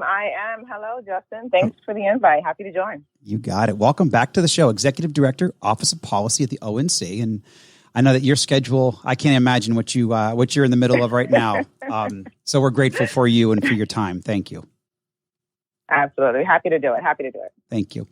So I'll kind of open it up. I gave Don and Steve the floor. I know you guys have a lot to cover with the audience. We have about 30,000 people in the line, so a great audience out there. The floor is yours. So I'll kind of ask you maybe some follow-up questions, but I'd love if you're going to get a couple of points, significant points across, you can have the floor. So. Sure. Thank you. So I guess I want to start out by saying thank you. We've been working on the final rule for quite some time, as you can imagine. Yes. We received more than 2,000 comment submissions on our rule, and that's from across the landscape, from individuals to organizations, to developers, to app developers, just across the landscape. And all of that feedback really helped us to get to where we are now. As I say, we read every single comment. A lot of people talk about the length of the rule. But of course, one of the things we do is we respond to those comments. So we talk about, this is what we heard, or this is what you asked us about, and here's our response to it. But altogether, all of those comments really help us to inform the final policy and get to a place where what we're doing not just works in terms of what we want to achieve from a policy basis, but also works on the ground on what is needed for patients, providers, and the ecosystem as a whole. So I want to start by just saying thank you in that respect. A couple of things I'll highlight is I want to talk a little bit about the information blocking provisions, because we've received a ton of different comments around how it should be set up or the exceptions that we laid out. And all of that feedback really helped us to come to the right place. And we proposed 7 exceptions. We actually ended up with 8 exceptions. And that last exception on content and manner is really key, because it allows an opportunity for the health IT user and the developer to engage and to see if they can come to a common place in terms of that electronic health information, as we call it, that needs to move. But we also include, if that doesn't work, a way for that information to move. And we start by looking at standards-based mechanisms for that. And our goal overall is to make sure that the information is moving securely and appropriately. And the way we've laid out the information blocking exceptions are designed just to do that. So that's one place that I would direct folks to. I heard earlier talking about the website, and I'm glad it's working for folks. There's definitely a section in there on information blocking. We'll also be doing a webinar on information blocking, and I know that's the area of keen interest among any, so please do check that out. Yes. So I'll start there, but feel free to ask me questions. Sure. So, let's, first of all, do you know the date of that webinar? You use this as a public service announcement right now, if you know that date. So the first webinar will actually be tomorrow at 3. If you go to our website, I think Steve already did the plug, but I'll do it again. Please. healthit.gov/curesrule. you can follow the links to the webinar and you can register for the webinar there. We'll also be doing some additional ones next week as well on the conditions of certification and then on information blocking itself. But the first overview one will be tomorrow. So join us. Excellent. Thank you, Elise. So I guess my first question, kind of a big question, but what are some of the major changes from the proposed rule? A lot of us were very familiar with the proposed rule, and now we're scouring through the final rule. What are the maybe 2 or 3 things that you would highlight that we should really know? Well, one I would say is, across the rule, we took into consideration a lot of the comments we received. Just to stay on the information blocking side for a little bit, we heard a lot about the definitions of health information network and health information exchange. And as folks who have been following this closely know, there are actors that Congress has identified under the information blocking section. So in other words, a potential information blocker could be a health information network, a health information exchange, a healthcare provider, or a certified health IT developer. So one of the things we heard a lot about were the definitions that we use in the information blocking provisions. And that's exactly what we wanted. When we put out a proposed rule, our goal is to hear what folks are thinking, to hear whether this will work on the ground, to understand where we may have missed something or where we may have gotten it right. So what we did is we updated some of those definitions in the information blocking side. We updated health information network and health information exchange to make it one combined definition that meets the goals that we're trying to achieve. Another component that we heard a lot about was thinking about the movement of information and the mechanism in which it moves. And that actually led to the creation of that new exception I talked about, which is the content and manner exception. So that's another piece as well.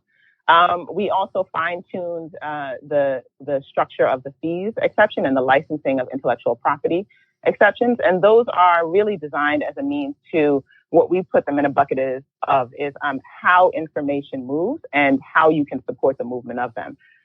So those 2 exceptions are designed to do that, to really think about what are the ways in which you can charge fees and the appropriate ways to do that. And the same thing for the licensing component. So those are 2 additional areas where we thought about updating the language a bit as well. And I think folks will see that.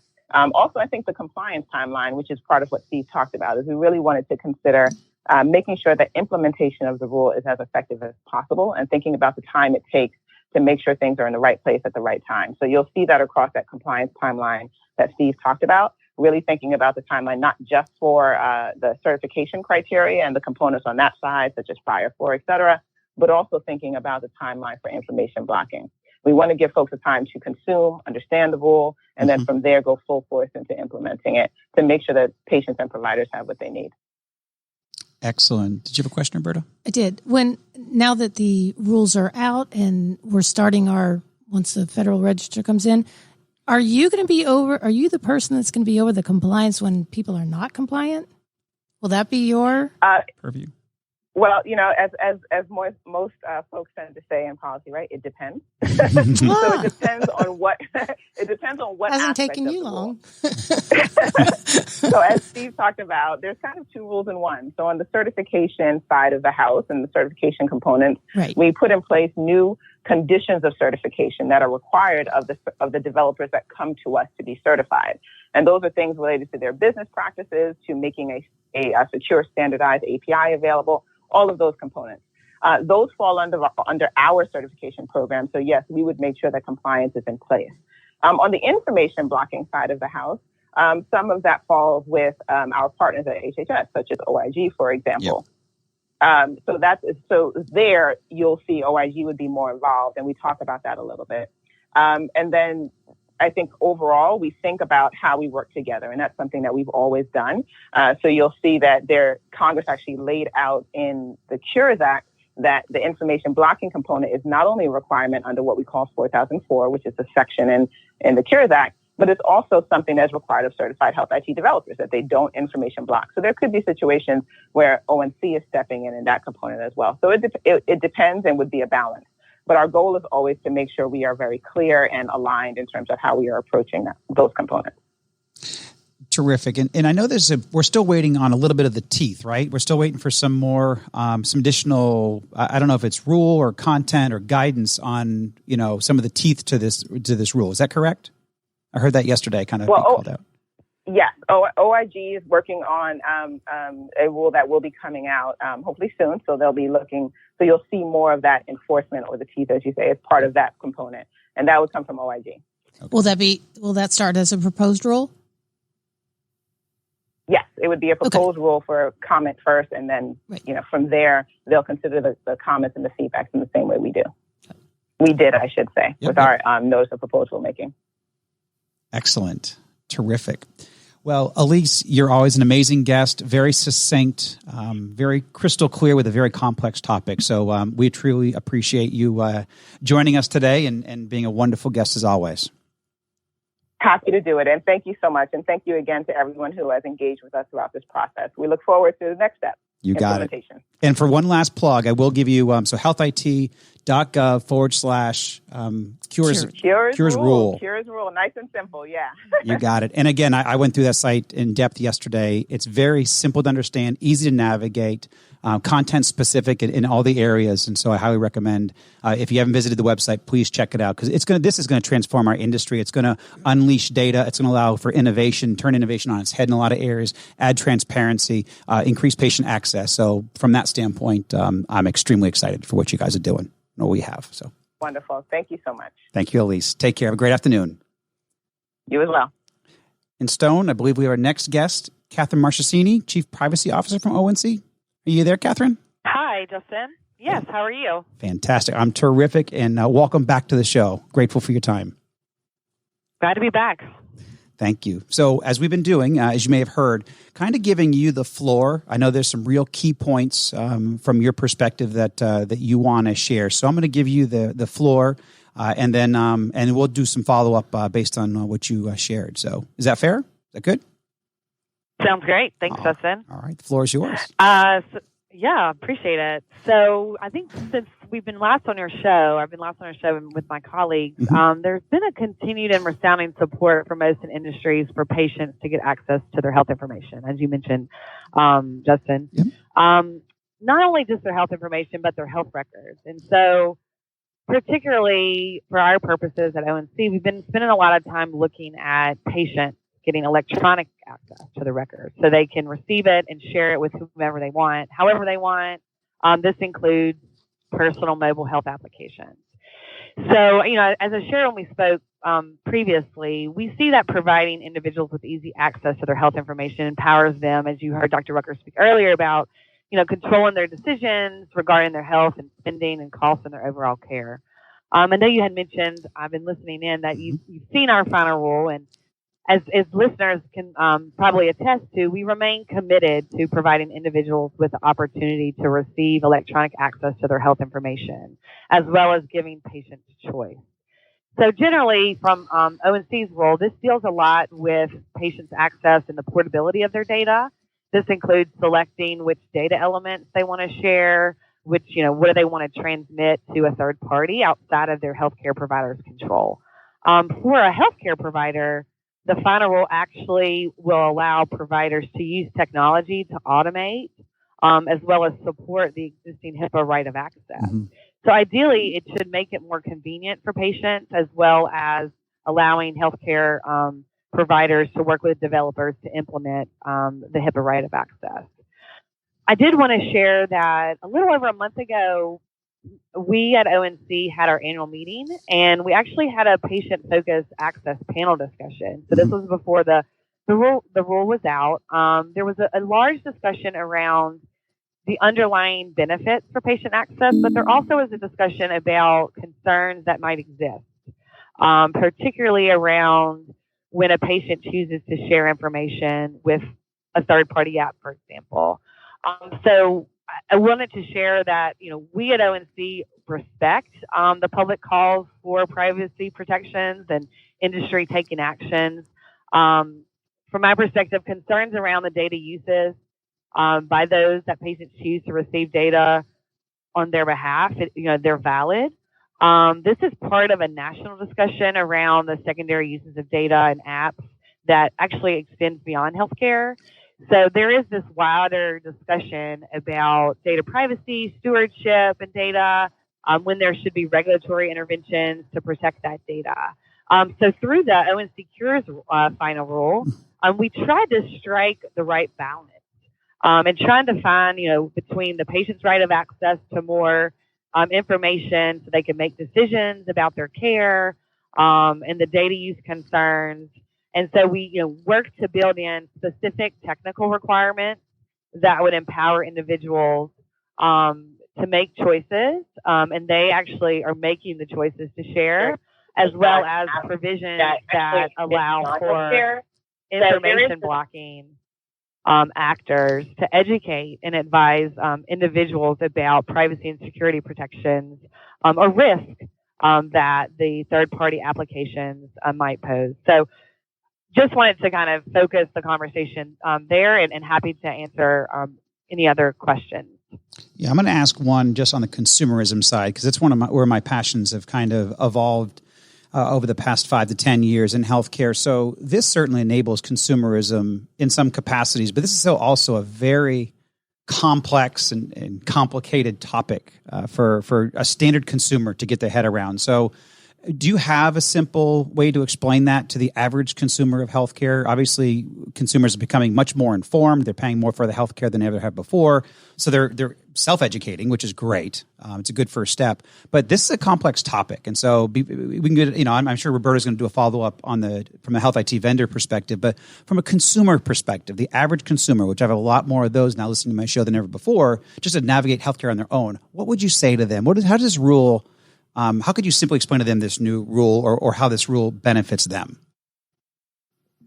It's a great question. And it makes me think a little bit about, it's almost like a different take on health literacy. Mm-hmm. But if in having to explain it, it's, currently you as an individual have a legal right to electronically or digitally obtain all of your medical records from your healthcare provider in whatever form you choose. Yes. And your healthcare provider, if they're using certified health IT technology, they should have that capability, and it should be easy for them to do with no additional cost. The question about, and I'm not sure if this is where, included in your question, but I would touch on, there is, as I mentioned earlier, there is the concern around, we've heard from stakeholders that, individuals, consumers, patients may not fully understand that when they receive their data or when they get their medical records from their healthcare provider and they might share it with someone or something, that information is not as protected as it would have been had it stayed with their healthcare provider. And what I would say to them is just know that even prior to our rule being released, there is a strong interest and support by industry groups that are encouraging healthcare companies, app developers, to what we would call self-regulate. Yes. But to a consumer, it would be, there are folks out there that are really trying to look after the consumers and trying to get folks to voluntarily adhere to what are called codes of conduct or guidelines. And really trying to encourage education, transparency, much like in our rule, we allow for healthcare providers to partner with health app organizations to really try to educate. Because from my perspective, it's we all have a role to play. And we at ONC are trying to do our part, and I'm just hopeful that others would step up to the challenge. Yeah, that is actually terrific. And I couldn't agree with you where you closed there with most companies, they do follow self-regulation, at least from what I've been able to see, certainly the innovative players. Nobody wants a breach. Nobody wants to create a breach. They don't be a part of it. It probably be the end of your company in today's day and age. So at least if it's a smaller organization. So, people really do their very best on the sides of codes of conduct and hopefully transparency, or at least, these types of shows, these conversations, we educate people to do that. So thank you for bringing that up.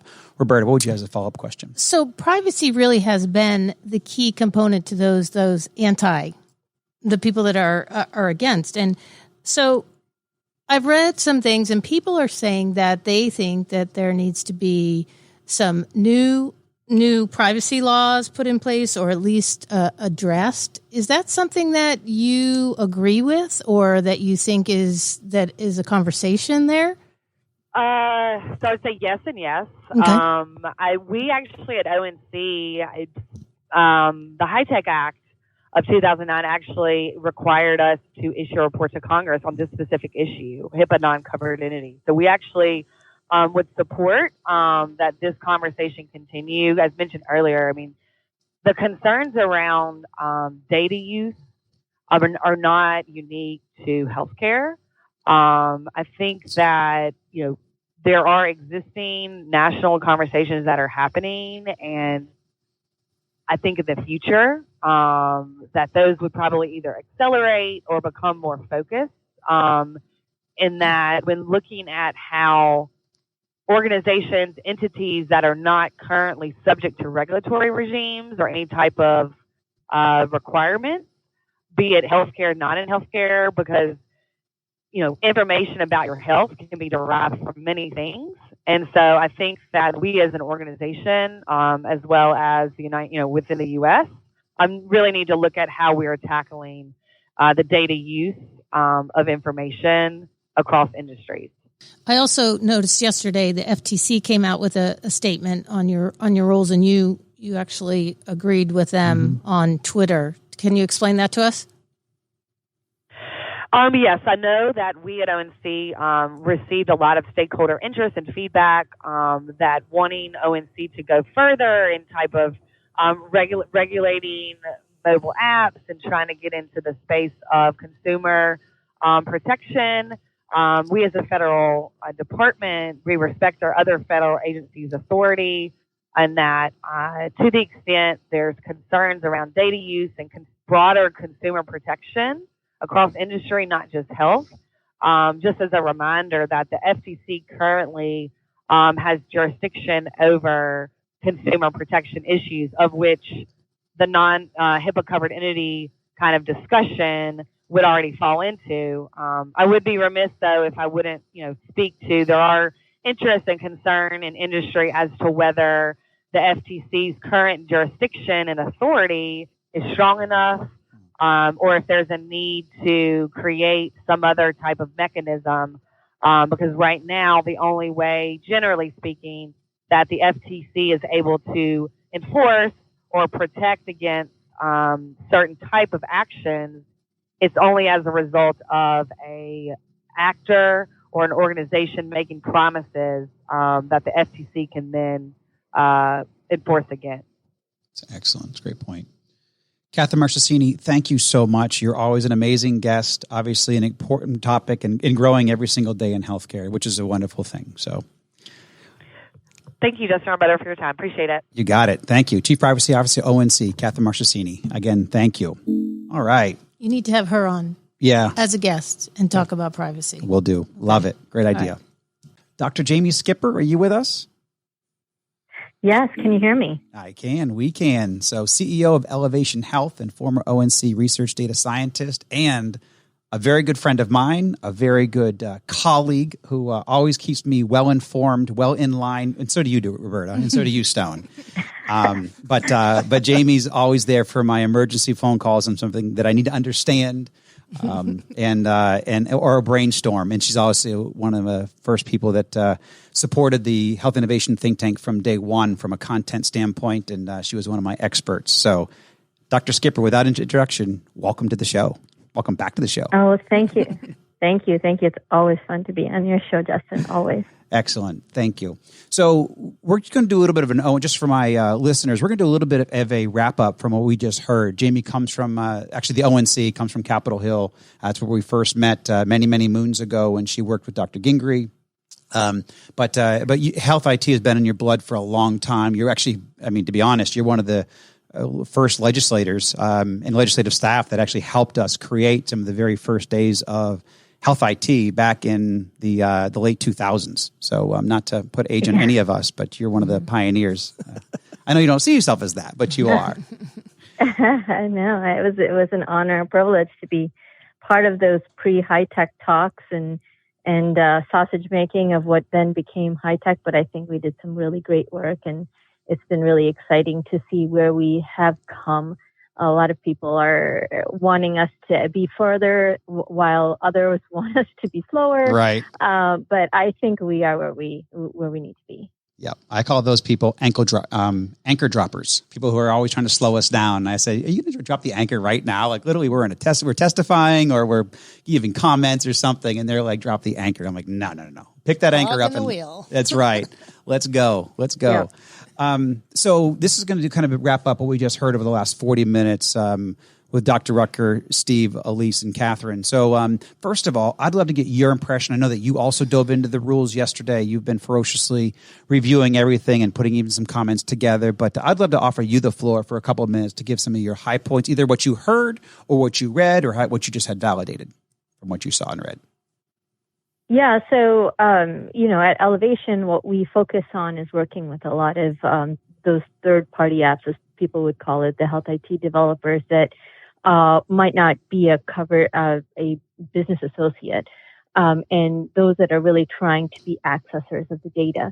And so it was really exciting and really interesting to see how they newly defined health information networks and health information exchanges. I think that was one of the things that we were really interested to see how they defined, because the way it was worded in the proposed rule kind of created this large bucket that made a lot of the health IT developers fall into that bucket that probably shouldn't have been in that bucket. So the definition is something that we're excited to see how it came out. The way that they have now newly defined or focused the definition of EHI is also really important. So we're getting to what we need to get to. And I think what's really important for folks to understand, especially among my audience, is to understand from those that are, so you have people looking at it from the data holder. How can I not information block? And my job is, okay, so how then for the people who want to access the data, how can they access the data? How can they put themselves in a place where the data holders can't claim one of the exceptions? And so I think some of the provisions in the rule really clarify some of the pieces for them. So, for example, one of the areas under the privacy piece talk about a hospital or a data holder needing to make sure that consent is in place. And for a third-party app, well, how do you do the back and forth to find out how the data holder can't claim the exception? And now the rule specifically says that the data holder has to have an authorization form that they need to give out that then specifically says what criteria need to be met. That in itself, I think, is a huge, huge win for the app developers, so that it's very clear to them on what they need to do. There's a lot of other pieces like that I'm excited about, but I could talk on forever, so I'll stop there. Yeah, no, this is exactly what I want to dive into. I want to kind of, give the floor to you a little bit and let you say, hey, this is what that hurt. I've only heard really at this point kind of favorable feedback from the rule, from what I've read, from what I've seen from clarity. I think that some of the terms, this was very accommodating to the industry. I heard that even this morning, speaking with somebody before we went on air. So, I think overall it's being well received. I think it's very fair. We're still going to learn more of the teeth. I believe that we just heard, and this came out in some of the calls yesterday that I was on, but also that the OIG will be putting out a proposed rule here in the short run on how we're going to do some enforcement and some quote unquote the teeth of how we're going to enforce some of these components. Right. Yeah, but I think all from a fair timeline. This has actually the clock, the 6 month on the information blocking rule hasn't even started yet. It won't even until it goes into the Federal Register. So I think all this is just again very fair. So what are some of your thoughts there? Yeah, so I think it's really interesting that folks catch that. It's once the rule gets into the Federal Register, there's 6 months, right? Yep. As Steve said. Yep. Then after that, based on what, as Elise said, once the OIG specifically defines in their rule, and you guys specified, there's going to be a proposed rule and then a final rule around what constitutes, civil penalties and what that's going to look like, then OIG is going to be able to go after the folks that are information blocking. There is going to be another piece in there that I haven't got clarity on myself, but we're looking into it, and it's going to be a really important question to ask. And Elise alluded to this, where she's very astute in making sure that she leaves the door open, because it's going to be interesting to see what other players also have enforcement capabilities. So, for example, under the DOJ can go after I'm losing the words here in terms of trade practices to where they say that you have to live by what you say, right? Yes. So it's going to be interesting to see how DOJ comes into the practice there too, in addition to what OIG can do in terms of information blocking. And so, and as as Catherine said, in terms of what FTC's enforcement capabilities are going to be, it's the kind of landscape of enforcement between all these agencies is going to be interesting to stitch together. Yep. But again, I'll have to say those are for the folks that are aiming to try to block information.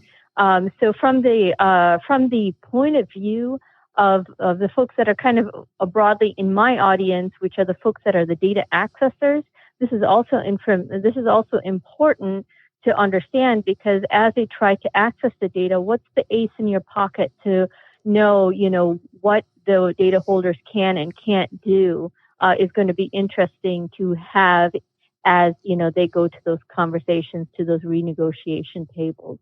But I will say that, and we said this before in some of our own blogs in Elevation, of course, you're creating business relationships here. So it's important to know what the landscape is, but go forward very lightly and very, very astutely.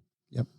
No, very good point. And one of the other pieces that I wanted to call out and that we covered pretty well with Steve are the key timelines. So, 0 to 6 months to start off with the information blocking. And then you've got 6 to 24 months we've covered the US CDI, and then 24 months after that for the full scope. So I think that gives the industry a lot of time. Obviously as my previous hat in the vendor world, we wanted sometimes 18 months before any significant changes, but they do a good job with laying out some timelines there. Roberta, you want to ask a question or make a statement there? Yeah, I asked Steve the same thing, and that how do you see the industry? Are they prepared for this? Right. Yeah. You work with third-party people, you said. Yeah. What would be your opinion on that?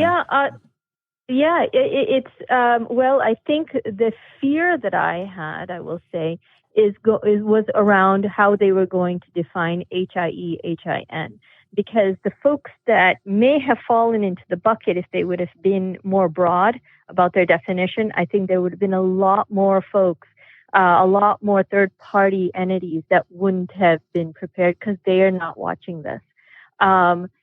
But I think that the way that they defined it, a lot of those players hopefully have been watching it to some degree, but I really, really hope that folks work with entities like Elevation and folks that have been in this sphere, because what's really important is understanding how all of these pieces of legislation and regulations work together to stitch together the business model that they need to have to be successful in the healthcare paradigm. Because, we had a lot of discussion around the ONC information blocking rule and the certification criteria. But as Karen alluded to before the ONC folks came on, is that, there's a huge play here with CMS's rule that also came out on Monday with how the health plans need to act and how, the data needs to be exchangeable and how they need to be transparent with their information. And there's other rules also that are going to be at play in terms of how this landscape shapes up for data to flow to optimize care and to improve patient outcomes. I'll be looking for your blog post on HIE versus HIN. Is that right? Yes. Exactly. Absolutely. Put that in the queue. One of the blogs I want to point to is last year last summer, right after the comments came in from the proposed rule, once the comment period finished, we did put out a couple blog posts on what the comments overall said, and that was really interesting as well. Great. That's excellent. So one thing I'll kind of wrap up here, and I get your opinion too, is Dr. Rucker started off with just the importance of having a transparent business model. And if you did not have a transparent business model, and I think even John Halamka talked about that, Anish talked about that, and even Karen mentioned that a little bit as well, Dr. DeSalvo. So I think that's important. If you don't have a transparent business model, you could be in trouble. And so this rule really highlights that. And not only does it support interoperability and consumerism, but really, API-based transparency out there in healthcare. So I love it. So what thoughts would you have to add to that, Jamie? Right. Well, I would be remiss to say that two of the things that we've been watching here is around the effect of interoperability and the future of interoperability and info blocking, as well as the huge trend that we're seeing around telehealth. And, and I know that that's your next panel, so I thought maybe I can make a comment that would be a segue. Thank you. In that, the data that you need to flow to optimize telehealth will also rest on some of the provisions in the ONC and CMS rule too. So the interplay between those spheres are going to be very important to process.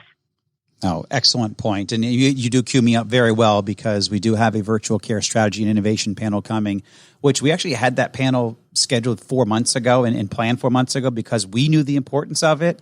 However, now with COVID-19 and coronavirus and preparedness and all the cancellation of HIMSS, and then all of this is happening across the country and even globally, virtual care is more prominent than ever on everybody's radar screen. So I think we're visionary, we're timely, and obviously grateful for the opportunity here. So, but Dr. Skipper, always amazing partner, guest, friend, colleague, strategist. I'm grateful for your time, and thank you for joining us. But I'll give you 30 seconds on anything that you want to say regarding what we should be keeping an eye on from a strategy standpoint, from a policy standpoint. What do you think? Floor is yours. Yeah, so it's going to be really interesting to watch regulation as it changes, and legislation that's right on the floor now, or coming on the floor soon in terms of expanding telehealth reimbursement. And so that's something to definitely bring up in your panel. It's also going to be really interesting to watch some of the other rules that are going to be coming out later this year, probably, or very soon. Not only the OIG rule around how to enforce around information blocking, but also around sharing health IT in terms of anti-kickback and Stark, as well as possibly some updates on HIPAA itself. So keep all of that in the forefront. There's still a lot of changes coming.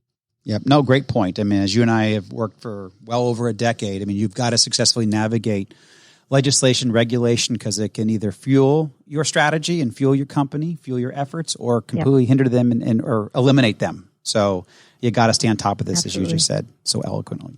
Excellent. Yeah. Well, thank you so much for having me, Justin. You got it, Dr. Skipper. And we're going to take a quick station break. Roberta, I can hand it over to you for a second. Sure. But we actually got our next guest starting to come on. But we'll take a quick break here, not even 90 seconds. We'll be right back. But the floor is yours, Roberta. Thank you. I'm actually wanting to thank everybody that is tuning in right now, and thank Stone for Business RadioX for helping us and connecting. Hi, Stone. Well, hello there. No, I've had a great time. Everyone on the show today has so many IQ points on me, and I'm in awe of that. But I got to tell you, as a lay person to this whole conversation, I'm resting a little bit easier. I feel like some smart people are putting some real energy and effort and resources into this, and I'm actually going home feeling a lot more comfortable than I did before I got here. So for whatever that's worth, guys, thank you for what you're doing. Yeah, that's right. And I also wanted to take a couple of minutes on Healthcare Now Radio. If you don't know me, I'm Roberta Mullen. I'm the station manager, and Healthcare Now Radio is owned by Answers Media. You might have known us in the past with our sites of High Tech Answers and HIE Answers and Health Data Answers and RCM Answers. We had a whole slew of Answers sites, but we have, since the beginning of the year, consolidated all of our sites, all of our media sites, into healthitanswers.net. And so all of our news now you can find there. And our other site is, of course, this Healthcare Now Radio, which Justin is one of our original hosts. He's had more than, he's closing in on 200 episodes, I believe. Wow. But you can go to healthcarenowradio.com. You can see all of our lineup. You can listen. You can ask Alexa to turn us on. You can go out to our SoundCloud channel that you can get through from our Healthcare Now Radio and listen to all past episodes of all of our shows. Our newest addition to Healthcare Now Radio is our podcast. So we have healthcare radio station, and that has our shows like This Just In, but now we are syndicating and promoting podcasts. So if your company has a podcast, let us know. We'll put it in our network. And Justin is back. Excellent. Thank you very much, everybody. Appreciate it. We've got a great listenership today. Hopefully this has been informative for everybody. I love doing this show every single year. Again, this is our 6th year around HIMSS. It's been a pleasure, very fortunate. Roberta's been with me since the beginning. The actual show was her idea initially, many, many moons ago. She brought it to me and pitched it, and I was all bought in.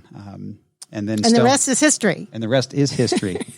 And then Stone, married up with Stone and Business RadioX, and they've been broadcasting also live from HIMSS 15, and just phenomenal partners. So, and we're all here in Atlanta, so it's very easy for us to get together. Fantastic, right? Excellent. So yeah, this makeup show, or this show must go on. It did go on, and we're very fortunate for this opportunity. So I want to say welcome back to everybody, and then certainly we're grateful for this panel that we're about to do here.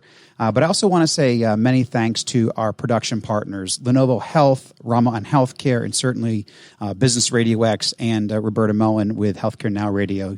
You guys have been great supporters through the many, many years. It takes an army to put this together and then support this throughout the year. So many thanks to all.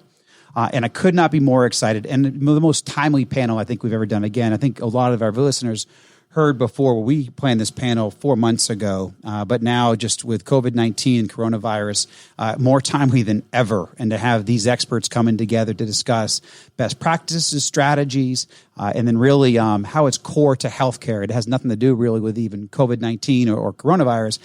Just how virtual healthcare, virtual care, telemedicine, remote care monitoring are all, they need to be central. The only thing positive that comes out of this is that hopefully this is all going to expedite, but from chronic care management and what we need to do in healthcare to reduce our cost, increase our efficacy, and just really expand and treat that patient where and how they need to be treated is extremely important. So let's go ahead and kick off our virtual care strategy and innovation panel.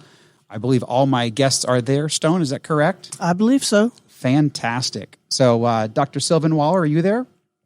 Good afternoon. I am. Thank you, Justin. How are you? Fantastic, my friend. Welcome to the show. Thank you.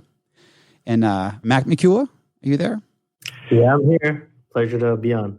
Excellent. Hey, Justin. I'm here as well. This is Matt. I had a different headset on. I apologize for that. Excellent. Now, Matt, welcome to the show, my friend. So Sylvan Waller, a local physician executive and virtual care expert and member of our Health Innovation think tank. Welcome, Sylvan. And thank you very much, Justin. I appreciate the chance to be on, and had a chance to listen to many of the speakers that were on the show earlier today, and really a fantastic lineup. So excited and honored to be part of that. Thank you, my friend. Always. Matt McCula, Global Manager, Healthcare Solutions, Lenovo, and certainly member of our Health Innovation think tank. Welcome, Matt. Well, thank you very much. Glad to be here. You got it, my friend. And Farhad Chowdhury, CEO of Vianova Health and member of our Health Innovation think tank as well. And obviously there's a great theme here from our think tank, but welcome, Farhad. Thank you. And I did have my opening comments here. It's sad that it takes a pandemic to get us here and talking about this, but we did have this planned many, many months ago. But this momentum, I think we'll capitalize on this momentum at least. And I was even talking with one of your peers, Bob Monteverdi, earlier today, how it's unfortunate about COVID and coronavirus, but it is important that we really take up the topic and move virtual care to the forefront of healthcare. And so I know that's one of our main topic today, and what we're going to do is share best practices, strategies, where it's evolving, how it's evolving, what we can see, and really tackle this chronic care, because that's really the issue out there. I mean, I know some of what the headlines say today, but really trying to tackle chronic conditions and just get this under control. Our consumers deserve it. Our health systems, our care providers deserve it. Our nation needs it. The world needs it. And I know at least we're going to be moving forward much more quickly now. So I'm going to start this off. Real quick question over to you, Dr. Waller. Do a little bit of a level set. I mean, I think, where do you see virtual care innovation evolving? Where do we see it today a little bit? But then certainly, where do we see some evolution? Yeah, thank you for the question. So, a couple of key data points as we talk about, level setting here. But when we talk about, where virtual care can provide value, Anthem recently did a study showing that millennials are at risk for having about a 40% higher disease burden than prior generations. And so if you think about that, part of that is, access to care, right? Still takes about a month to be able to see your family doctor in the U.S. Part of it is how they access other services. They're used to, using Uber, using, on-demand apps to be able to get all of their services. And so because healthcare isn't designed that way, it's not really created to, you don't really get to say like, oh, I want healthcare delivered on my terms. It creates a barrier to access for, a large generation born between 81 and 96. When you look at, again, an Accenture study that showed sort of, who has a PCP. So it was like 85% of baby boomers, 75% of Gen X, 65% of millennials, and then 55% of Gen Z. So when we think about, virtual care, the goal here is to be able to do things like reduce that potential disease burden on millennials that is going to be 40% higher than previous generations, and really deliver care on their terms. And so I think that the two things that are going on today are very timely, right? So one is coronavirus. This is really, it has the potential to be a significant driver for people to adopt more virtual care. Before, a lot of pundits, felt that people still wanted to do, see their doctor, go to a brick and office setting. Yeah. And what we're seeing now is, a massive disruption of that because it's being forced on them. And CDC, came out and said, virtual care, telehealth should be the first sort of point of access in a situation like this. And so we can address the acute issues, but we have to be able to do it in a way that empowers the consumer and allows them to have care delivered on their terms. And that's really the second point that you and I have talked about before in terms of consumerism. But I think with the HHS interoperability and access rules that we were just talking about on the show before this, that is tremendously powerful to help consumers. Again, they have access and ownership of their data. They can then help, take control over how healthcare can be delivered to them. And there can be more engagement and more agency of those patient populations. And so I think those are just a couple of the things that, we're seeing virtual care, and particularly on the innovation side, evolving as it has been, and then will continue to evolve over the next couple of years. I love it. So before we move on, I would like for you to cover, because you really have a great hands-on with patients too in the industry. What innovation, what does this mean for patients? What does virtual care mean for patients out there? Because I'm shifting my show significantly also onto the consumerism side of the world, and I really like to bring education to them. This is complex. This is complicated for them. It's there's a lot of fear at times, but I want to help people with, kind of get over some of these hurdles. But what does innovation mean for patients in healthcare? Yeah. So in terms of, virtual care specifically, right? If we think about it, the doctor's office visit hasn't really evolved in 100 years. And this is just a really simple example. But virtual care now means we can use technology to break down a lot of those barriers to access. So it doesn't necessarily involve, scheduling to go in and see your doctor, which could be a month in advance. It doesn't mean, an episode of care, which is, the 7 or 8 minutes that a primary care gets with a patient these days. It doesn't mean building a visit around, what do we need to do to make sure that we're being able to satisfy, practice requirements here. It's really looking at the consumer and saying what's providing value to them on one end, and then what's providing value to the clinician on the other. And the goal is to connect those two and remove as many of those traditional barriers to care as possible.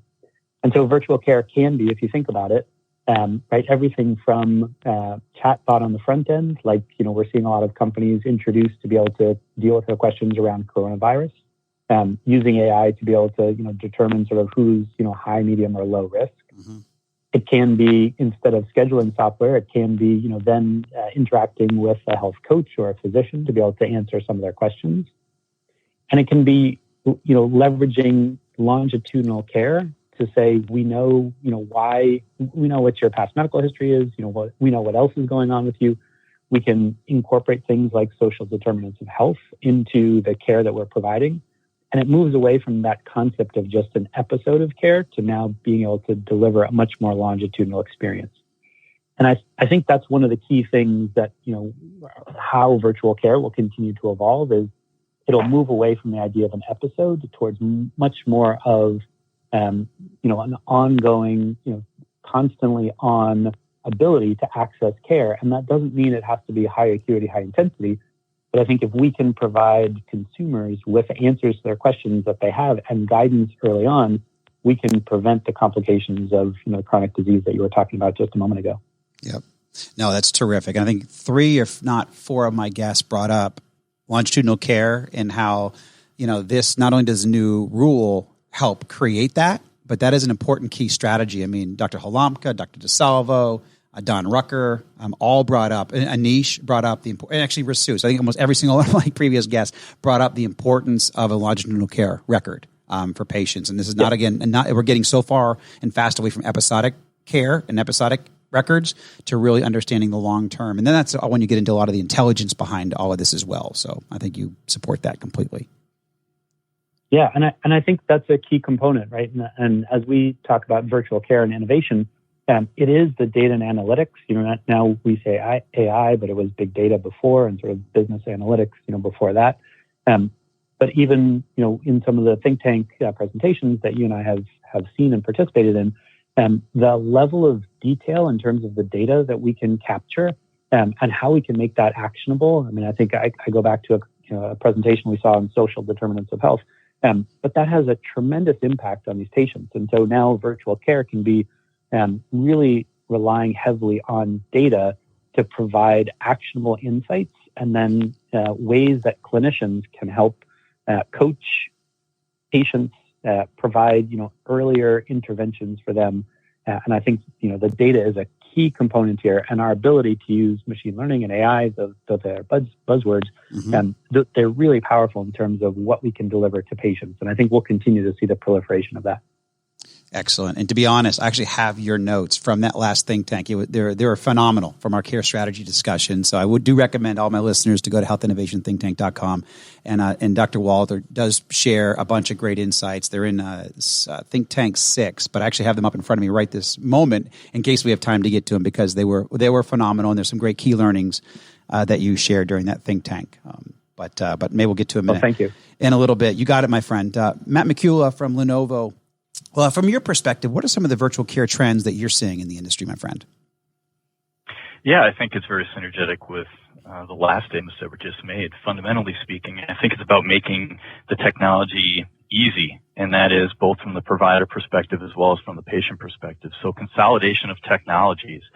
If you talk to certain hospitals, you may have 4 or 5 or 6 different ways to do an e-visit. Having that be more fundamental and more platform oriented in its approach. It's really necessary to drive into being able to operationalize it across businesses. Secondly, if you just look at assistance in terms of the treatments or the care plans that are being administered, doing that in a digital sense, making that easy for the patient. And from a provider perspective, allowing that to span more than a single treatment, so you don't have each treatment type having its own dedicated device with its own dedicated app its own dedicated technology on the back end. And of course, each of those platforms having to be integrated with the EHR sort of span off some of the earlier discussions. So from that perspective, making it easy to use. From a patient perspective, having it in a home environment, it's a lot about just education and being able to deliver education through the virtual platforms into the home environment where it can be more targeted to their condition, keep the patients off their web browsers and giving them relevant information specific to their care condition. So I think that's, from a Lenovo perspective, that's some of the things we think we can help with. And I think that's a lot of the going trends that we've been seeing. Yeah, I completely agree. Certainly, the remote care, even Dr. Halamka brought up this morning, the home hospital, which I had not heard of that term before. But yeah, we're shifting care dramatically. We need to, as a country. We also need to make sure that our payment reforms and our payment models support that. That's something I think that's one of the big key pieces. I know that Rasu talked about that during his talk, is the need for us to keep our public policy evolving so we can support these type of infrastructures. And Anish brought it up as well. We've got to make sure that we have the right payment models in place to support this, because we can have all these great innovations. We know the need is there. Now we know the need is there even more greatly with what's going on today. But we've also got to make sure that we have the payments follow suit just to support this. And consumerism, I think that you guys are on the forefront of consumerism, and that's, as I mentioned a couple of times, near and dear to the show now. And even I think it's one of the great pieces about the interoperability rule yesterday is how consumerism, this really enables much more consumerism, patient access, and certainly interoperability with a lot of these app-based app devices and app-based devices. So, and certainly API-based interoperability. So anything you want to... About that, Justin, it's just also, you got to look at the logistics involved in, again, making this easy to use and span into the patient population. So once you start going after these treatment types and it involves bringing, say, kits into the home environment, a lot of logistics involved in both connectivity and the connectivity challenges that are there, but also in just pure distribution of the kits that would be needed in a patient's home, making that very easy to use, making that adaptable into the patient environment. What happens when the patient's done? How do you collect the kit and manage those logistics? Really, the care providers obviously want to be focused on providing the care. They don't want to necessarily delve into the logistical elements of this to make this sticky and have the broadest impact. So I think this becomes a little bit about the logistics and again, trying to make that seamless and as easy to use as possible. Yeah, and you bring up a good point there. Remote care logistics is a term that you guys actually educated me on, and I love it and I appreciate it, and I know it's something key. So, I mean, just so for my audience, people who may not have had that on the forefront, can you give me 30 seconds on the importance of remote care logistics? Well, sure. So as I mentioned, ultimately speaking, if you're a provider that's looking to get into the virtual care space and you want to go deeper with patients than just doing an e-visit, it becomes about that data collection that keeps being brought up. Mm-hmm. How do you get the data that would be relevant to their condition back into either the care environment or fundamentally into the EHR in itself?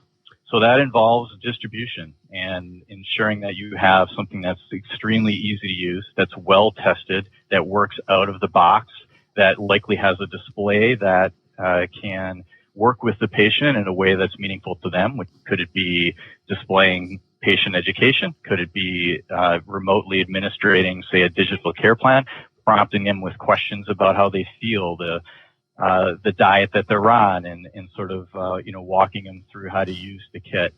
So, that pure delivery element of it is a big part of logistics that can be challenging for, say, some of the small software companies that are entering into the space.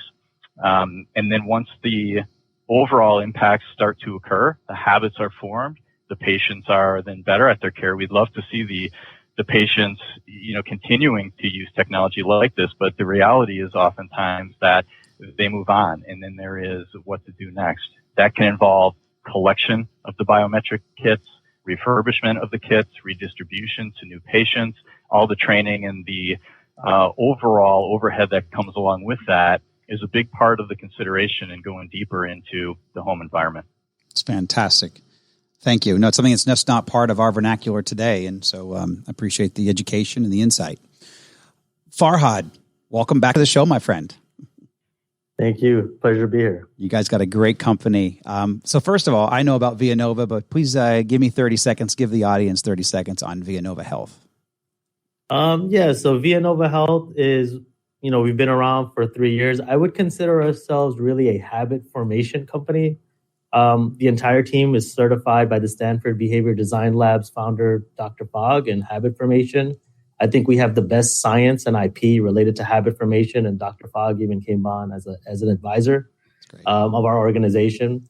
And we basically said we are obsessed with tiny, healthy habits and how do we, bring that about to people, and said, let's target, the most difficult demographic that's out there.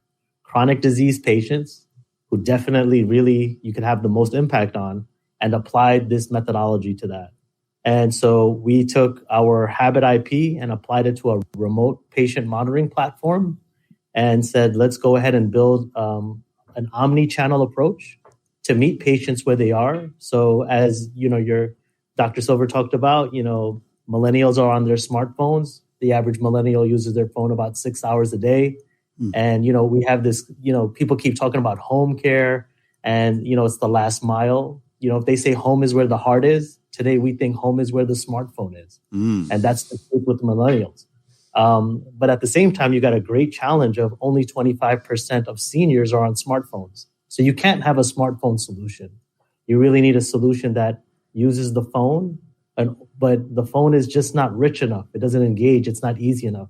And so we need to provide something that is the richest experience for telemedicine and monitoring. And we felt like, going back to our core principle, habit formation can only occur if it's simple. We got to make it super simple. And so we built, like we said, Villanova is a habit formation company that is now purely focused on remote patient monitoring for chronic disease patients. We work with the largest hospital systems in the country. And we've recently partnered with a great company that will help us do the distribution. It's called Lenovo. And so happy to... I hope I answered your question. Yeah, no, it's great. And actually, I'll take a quick point here because I love my conversations with you. You've built a great company, but the habit formation, I just want to take a moment because I don't want to kind of gloss over that for my audience, because tiny, healthy habits is how I've recently lost 35 pounds. And I did it over a period of time, several years. I wouldn't stress about it. It was a minor goal. It wasn't like I needed to, but it was just getting in shape. I decided to, about 5 years ago, to begin a process to live a healthier life, eat healthier foods, exercise on a regular basis, moderate habits, all this kind of stuff. But it's tiny. It was all tiny, healthy habits on a regular basis. Sometimes it's not even a daily basis. It's not about doing something dramatically one day, because you're probably going to not do that then again a week later. But if you have these tiny, healthy habits, it was a significant change in my life. I have more energy than ever. I'm at my ideal weight, and it came from tiny, healthy habits. So just from a psychology point, not even about technology. It's not about interoperability rules. It's not about virtual care. It's about what everybody can do in our earshot, to have a better life, a healthier life. Yeah. So what do you think of that? I agree with you 100%. And I think you stated it beautifully. I think at the end of it, we get caught up with a lot of terms, but it is a psychology problem. And I would say that healthcare really is a habit formation issue. Mm-hmm.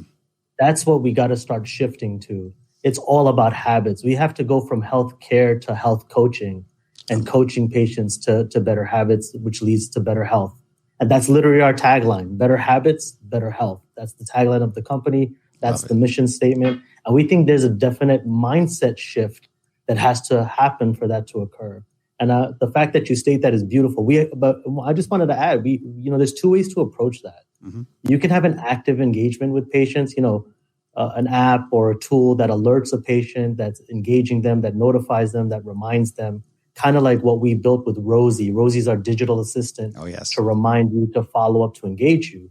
But we also are now moving into a trend of what's called digital phenotyping, which is the passive data that you have on a person's phone, how they sit, how they move. You can get their social index. You know how many friends a person has. If they're lonely, you can predict if they're depressed, anxious. And now with phenotyping, which is the passive data on your phone, you can even predict when someone's going to have stroke if a CHF patient is starting to use their left hand instead of their right hand. So we believe that you can use passive data and active data and combine those two to really develop and strengthen the tiny, healthy habits that really bring about long-term change. I love it. I love it. I kind of live and breathe part of that, but you guys take it to obviously a whole nother level with a lot of wisdom and innovation. So fantastic. So specifically, I know you covered some good points there, but what are some of the trends that you're seeing in the industry specifically? We're seeing, like I said, the trends that we see kind of interesting, and I'll maybe be a little bit counterintuitive here, is telemedicine itself. As you know, as we've seen these deployments, it really is moving away from video calls and phone calls to chat. In some institutions, large hospital systems that we work with, they started telling us that 98% of the telemedicine engagement was chat. And so we've created, but the problem that I said before, 25% of your seniors, they're not using smartphones, chat is not their forte. So we've created a very rich, simple engagement. It's almost like Alexa Live, visual Alexa, with the live interaction with the clinician. And we think that's the future of chatting with seniors and really just taking it to a whole other level. So I think that trend line is very key. The second one I kind of brought up already is phenotyping. You're going to hear this as the hot buzzword. I think HIMSS in 2 years will be like a talk about digital phenotyping. We work with some of the smartest people at Harvard right now, and we're working and we have some really good technology. But basically, your phenotype is, you can know a lot about a human being based on how they use their phone. And think about how many hours a day you're attached to your phone. I can even kind of assess people's personality types, beyond sleep and mood. And so the passive data on your phone tells you a lot about you. And there's this great quote. It's that your phenotype is the new genotype. Just like with genomics, we know so much about a person. I think we're going to know so much about a person based on just how they use their phone, where they are. That is really true AI and predictability, biomarkers for detection to, like I said, tiny health habit formation. And I think the last thing that you're starting to see as a real trend line is, you need sensors in the world of virtual care, and you're seeing a lot of devices coming out, but they're getting consolidated. One device that can do 5 readings instead of one device that just does 1 reading. Yep. And that's really the trend line going forward. That's excellent. Yeah, and actually one of the terms that Dr. Holomka mentioned earlier today was wearables wisdom. I loved it. Wearables wisdom. I'm going to keep that one too. So that's awesome. So I think just sticking with you, and then I'll bounce over to Matt after this. But thinking beyond today, what are some of the key strategies and trends? And you just covered certainly phenotyping that we must be ready to successfully navigate in 3 years from now, because we know what we're looking at. It's very complex, and I get that.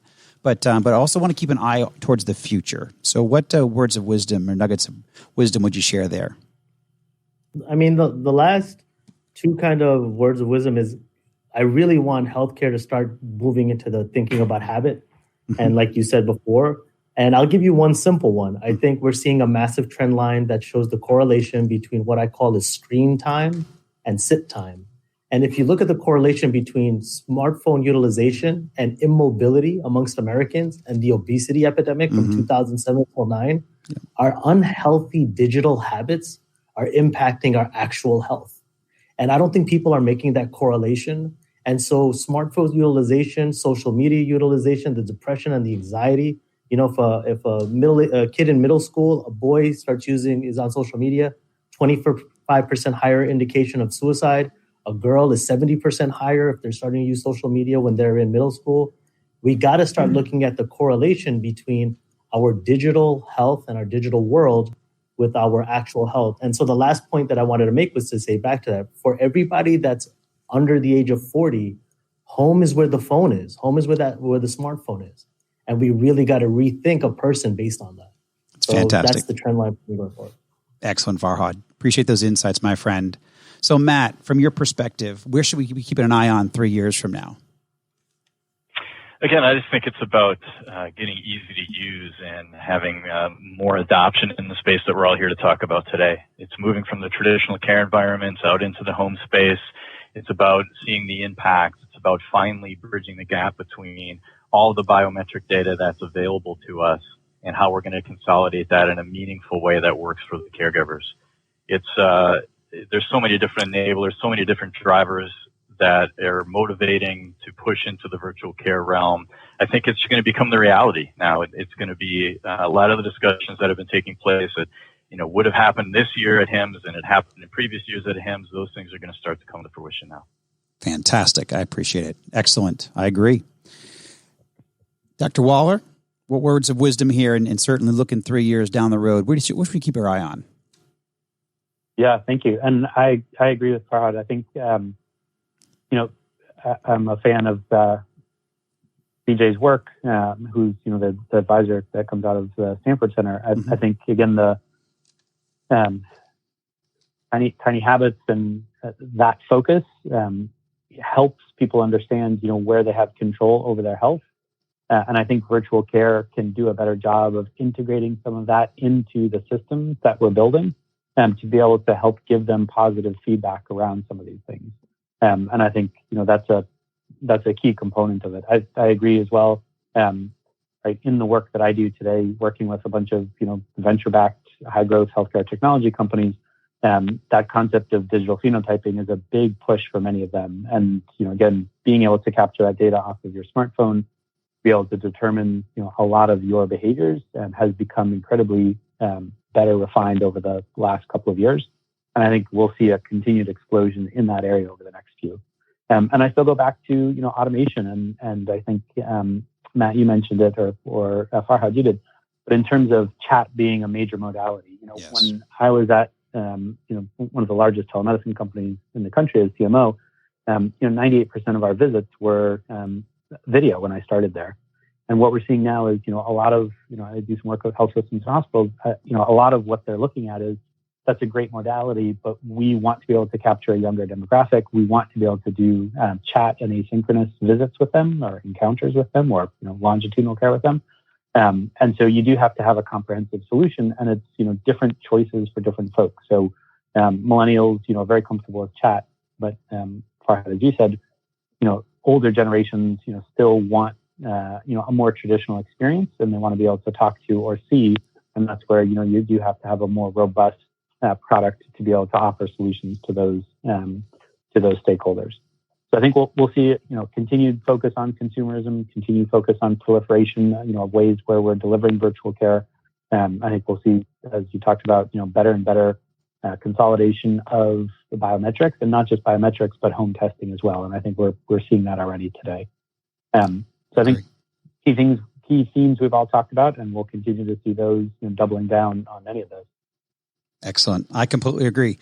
Gentlemen, fantastic panel. You guys are awesome. You obviously are invigorating and give a lot of phenomenal thought leadership. I actually took copious notes here, and I love the content. Certainly phenotyping and habit formation. I completely agree. So love it. Gentlemen, as always, a pleasure. Dr. Waller, Matt, Farhad, you guys are phenomenal guests, and I truly appreciate you taking the time out of your busy schedules. I know our world's all shifted very quickly with the cancellation of HIMSS, and so I appreciate you guys making this show happening still, and the panel still. So thank you. Thank you. All righty. Thank you, gentlemen. And Stone is my next guest here. Dr. Bolbjerg, founder and CEO of Cure For You. Yes. Welcome back to the show. Thank you.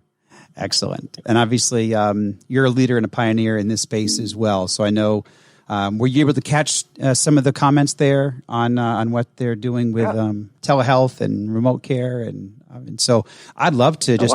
Yeah, I was very impressed. I love the chatting with them. I do it every year, and every year it gets better. So, but I'd love to hear some of your thoughts on where you're seeing healthcare, the trends out there in the industry. Yeah, happy to share. I mean, so I'm really focused on remote care from a provider perspective.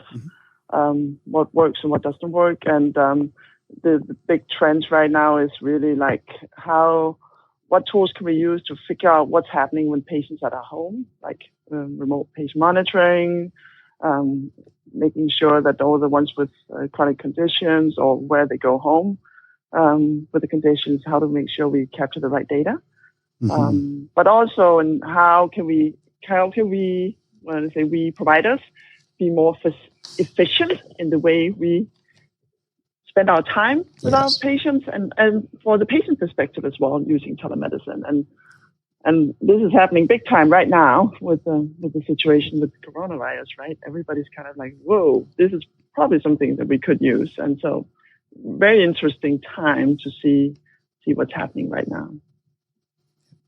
I completely agree. I mean, I can imagine what's doing to what, your company and others like it. It's just the outreach and the need. I mean, we've all known it's been there. We've all been pushing it for many, many years. However, it's just, as I mentioned earlier, it takes a pandemic to get people off the sidelines.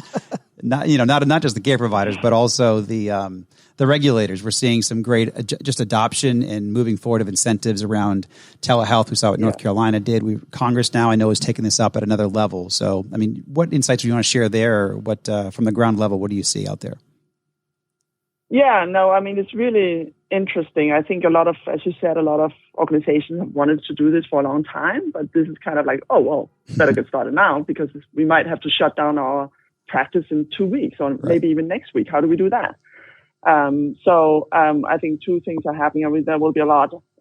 We see that are just go right now. And then hopefully it doesn't end up being as bad. But I think that will open the eyes of a lot of organizations that they probably better have to have a strategy about this and get started because it might happen again. Right. But the other thing is also all the creativity we see right now. Organizations creating care plans for the patients, giving them devices to go home if they are coronavirus positive, with oxygen monitor, giving them a way to monitor the oxygen saturation at home, turning on the telehealth. I mean, it's really cool to see what people are doing out there today. I think this whole thing, this disaster, is going to start a lot of creativity right now and a lot of movement in this market. So it's going to be very exciting to see what's happening next. Yeah, and I agree. And I think you're onto something there. And he's even Dr. Alamka mentioned how Mayo Clinic is moving into the home hospital market in Jacksonville, or they said in Florida and in Wisconsin. So I think you're going to see much more movement in that direction, and people are going to be scrambling. Obviously, they'd already pre-planned that, but now I think a lot of care providers out there are going to start to look at what other options are available. You just said it. If we have to close down our clinic, what do we do? How do we still treat our patients? And obviously, telehealth, remote patient monitoring, virtual care, virtual health in general is going to be a significant component. But you've been doing this for many, many years. We're just reacting to it as a society today. But as a leader, you've been doing this for a long time. But what 2 to 3 best practices or strategies can you help, can you share with my audience to navigate some of these trends that you just talked about?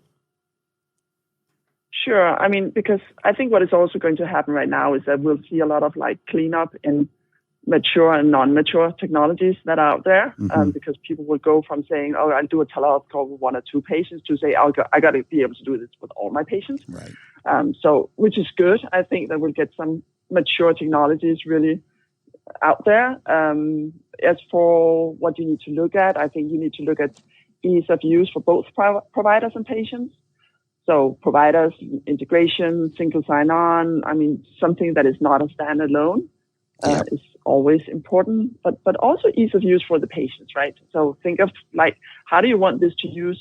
If you go schedule yourself in for a flight, how easy is it to use? How do you check in for your airline tickets? Or for your airline flights. How do you, anything you do that is consumer facing out there, this is what you should think about when you want to implement something for your patients as well, because now they are not patients in your office where you can control them. Now they're consumers. And if you don't deliver something that is really easy to use for them, they just don't want to use it. Yeah, you bring up a good point, because the patients, to really keep the patients in mind here as you're looking at technology, you mentioned usability, single sign-on, but also patients are now consumers. Patients are consumers. We're being trained by the airlines. We're being trained by people who supply apps, and banking. And you mentioned banking, and you mentioned airlines on a daily basis. So I know how easy these apps can be. They should be. And so if you're a health IT vendor and you're not thinking like that from that consumer perspective, you could really be behind the 8 ball. And I love that you bring that up. Yeah, and I think a lot of we've been handicapped a little bit in our industry by patient portals, because patient portals were not built for consumers. They were built for meaningful use. Right. By just to tick the box, right? And so everybody's saying, well, patients don't want to do that, but that's not really true, right? It's just that technology was not really built to be used. It was just built to tick a box. And that is going to change now. So that's very exciting in my perspective. So, and I completely agree. So in the closing minute or so, what should we keep our eye on in the future, down the road? I mean, obviously we're talking about a lot of futuristic things in some ways, and some of these are here today, which is wonderful and amazing. But what should we keep our eye on the next couple of years as in the horizon?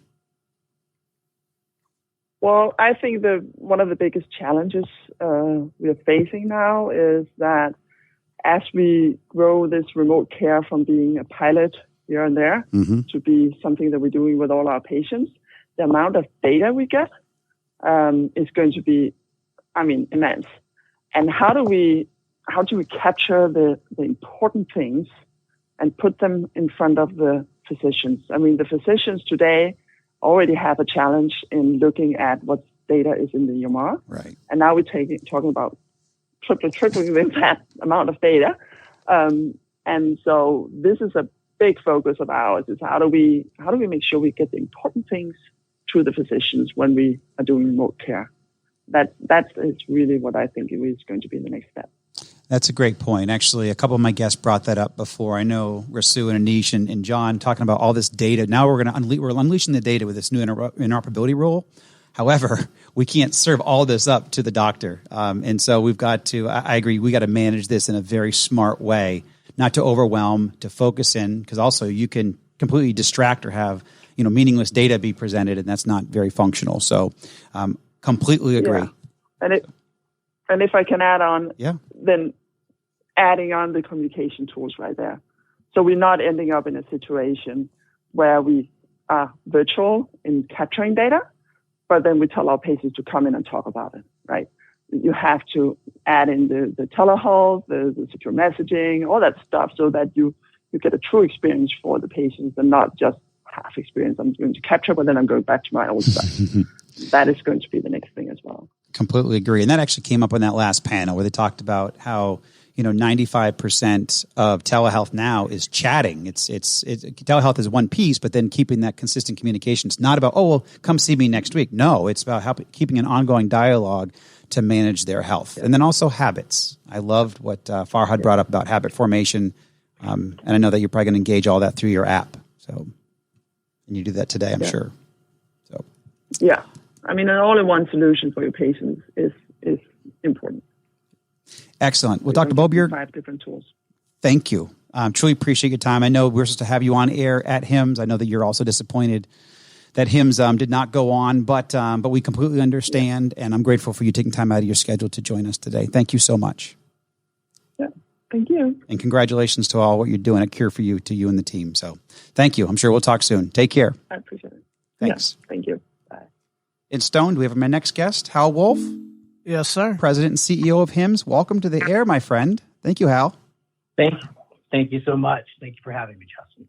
Appreciate you. I know that you've been under. I can't imagine what you've been going through for the last couple of weeks. I know it just wasn't that wasn't a single decision. There's a lot that went into that. So we're grateful for you. I'm sure you're exhausted what you've been going through, but thank you for joining us on air today, my friend. Thank you.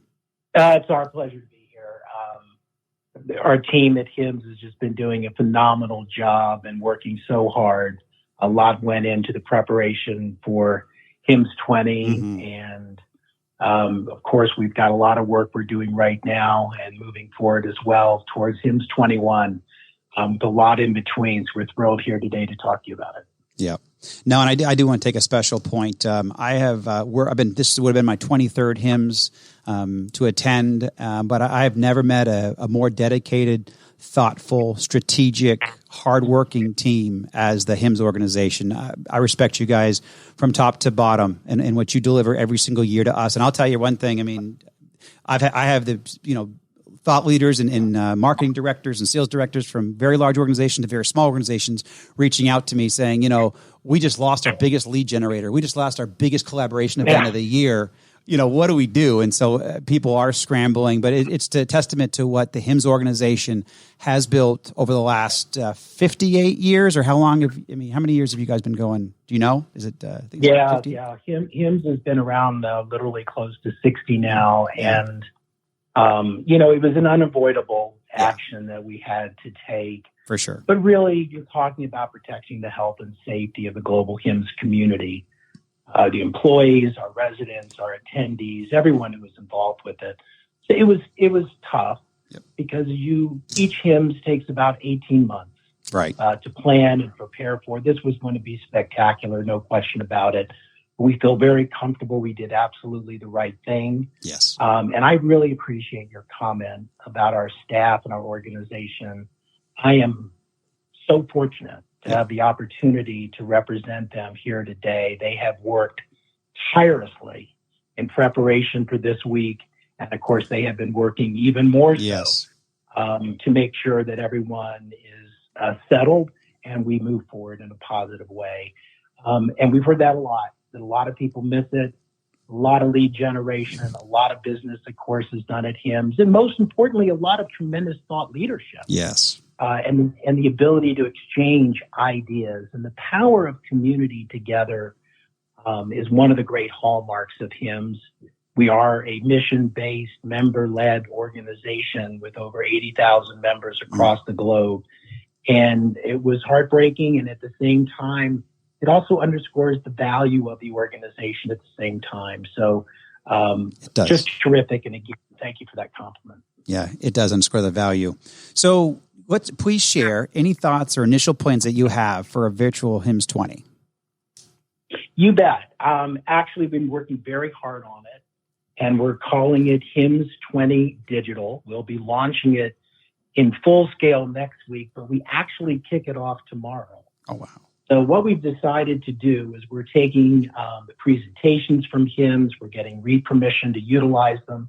We hope to bring as many of the presentations forward for the community to see, not just in 1 week, but we'll spread it out over some time. And tomorrow at 12 noon Central Time, we're actually going to be having one of the first live sessions. And this is going to be with Dr. Amy Compton-Phillips, who's the Chief Clinical Officer for Providence. And she's going to be literally showing how her organization rapidly mobilized on the ground, because they are fundamentally ground zero for the COVID-19 epidemic. And we'll be doing a live video stream event with her. And she has some tremendous insights. We think it's going to be a great learning opportunity. And then we're going to have further updates on HIMSS 20. We'll be listing all of the events that will be coming up, and people will soon be able to find that on www.himssconference.org. Fantastic. Thank you. I didn't realize you're launching all this tomorrow. So we're good. Great timing. Fantastic. Well, we're kicking it off, and we're going to have a special section, obviously, on the COVID-19.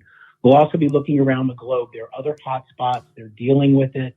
There's some insights that people can gain as to what's happening on the ground and how to take care of it, and learnings from the hospitals themselves. We know that's of huge interest to our members. And we feel obviously rather close to the situation given our circumstance. And so we really want to turn it into a positive learning. Fantastic. Thank you for that. So what's next for HIMSS this year? And obviously the virtual conference here, the HIMSS 20 Digital. But what's next for HIMSS, later this year in 2021? Yeah, well, it's a great question. We have a number of major initiatives underway. So first and foremost, we're going to continue to add as much value as possible to our members. That's very important for us on the thought leadership and learning, just like what we're launching tomorrow with HIMSS Digital. We've also recently been a part of the launch of the global consortium of eHealth on interoperability. And this is literally an international coalition. The leaders of it are HIMSS, HL7 International, and IHE. Excellent. And fundamentally, it's dedicated to ensuring that digital health innovation and efficiency through interoperability deployment with the patient in the point of care gets information. It's available. You can have your information follow with you on a global basis and really put the highlight on the standards. This is critical. This is critical for the exchange of information, as your last guest was just talking. Mm-hmm. So we're excited about the consortium. ONE is involved in it and governments from around the world. We just recently put out our new definition on digital health. Now, Digital health is a nebulous term. We really felt it was important for us to get some concrete feel around it. And we'll be announcing formally our digital health index, which utilizes a tremendous amount of the detail within the definition of digital health, over 1,200 data points. We'd be putting that out on the market so that fundamentally systems, hospitals themselves can start to access their own digital health. And of course, HIMSS 21 in Las Vegas, March 1 through 5 next year. We're very excited about that. Mm-hmm. Everyone who had a registration this year at HIMSS 20, and this is our positive policy that we've always had. Yep. That's going to be applied to HIMSS 21. So if you have your registration this year, automatically know that it's going to be forwarded to HIMSS 21. And we're excited about welcoming a lot of people into Las Vegas next year. Fantastic. I always love Las Vegas as one of the venues. So fantastic. It's going to be exciting. Excellent. So your predecessor, Steve Lieber, was very close to the show. As I forwarded to your team yesterday, Steve always helped me kick off my HIMSS radio shows, starting with HIMSS 15. Stone, you were there, my producer here in the studio. So I'm not going to say how old we are, though, right, Stone? No, please don't. Been around too long. But I personally, I want to get to know you better. But also, what's your personal vision for my audience? Your personal vision for the HIMSS organization over the next 3 to 5 years? Yeah. First of all, it is great to know you, and I look forward to getting to know you even better. HIMSS is a special place. You know, our fundamental mission is to reform the global health ecosystem through the use of information and technology. And it was important, as you remember, a year ago, we split apart information technology into information and technology. Yes. Because just as you've heard multiple times today, it's how we use the information for the advancement and the betterment of care and care delivery, which now becomes one of our critical goals and opportunities, right? So the vision where every single person can have the full potential everywhere of their health, this is our goal. So what we are going to be focusing on for HIMSS is continuing to educate, bring together the best thought leadership around the globe, to create relationships with organizations like the WHO and other nonprofits like we are, in order to really improve health no matter where you are. So whether you're in a small village and you don't have access to infrastructure, or if you're in a large city and you happen to sleep next to infrastructure you don't have access to, or simply you do have access to your own information in the best, our goal, no matter what, is to realize the full health potential of every human everywhere. HIMSS is dedicated to it. It's why you see our staff so dedicated and hardworking. We believe in this mission, and we are going to do everything we can to continue to improve health around the globe. I love it. That's fantastic. Impressive. So how long do you think this is going, what does your next couple of months look like as you kind of close that, as you're just personally kind of managing? You've got the HIMSS Digital coming up. You've got just kind of navigating, now even kind of strategizing. As you said, it takes 18 months to pull an annual conference off. You have HIMSS 21 coming up. But what is, in a day in the life of what you're looking at, what are some of the high points that you're going to be coming into in the next 4 weeks, 8 weeks? Well, we're thrilled. We're thrilled about launching HIMSS Digital, obviously, because it gives us a new platform to be able to continue the learning year round. We already do that through the HIMSS Learning Center, but we want to make it a more special environment. We're putting a huge emphasis on member value, and we'll be expanding our membership. Internationally, we've been expanding rapidly. Yes. So recently, a lot of our content has gone all the way out to 6 different languages. We're going to continue to expand that.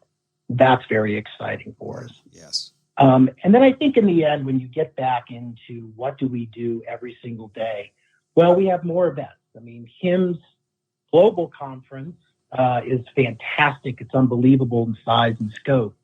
But our European conference, the HIMSS Health 2.0 conference in Helsinki in June, we're going to hope that the virus situation and all the pressure it's putting on healthcare systems around the globe starts to rescind by June. So we're very focused on the Helsinki conference right now.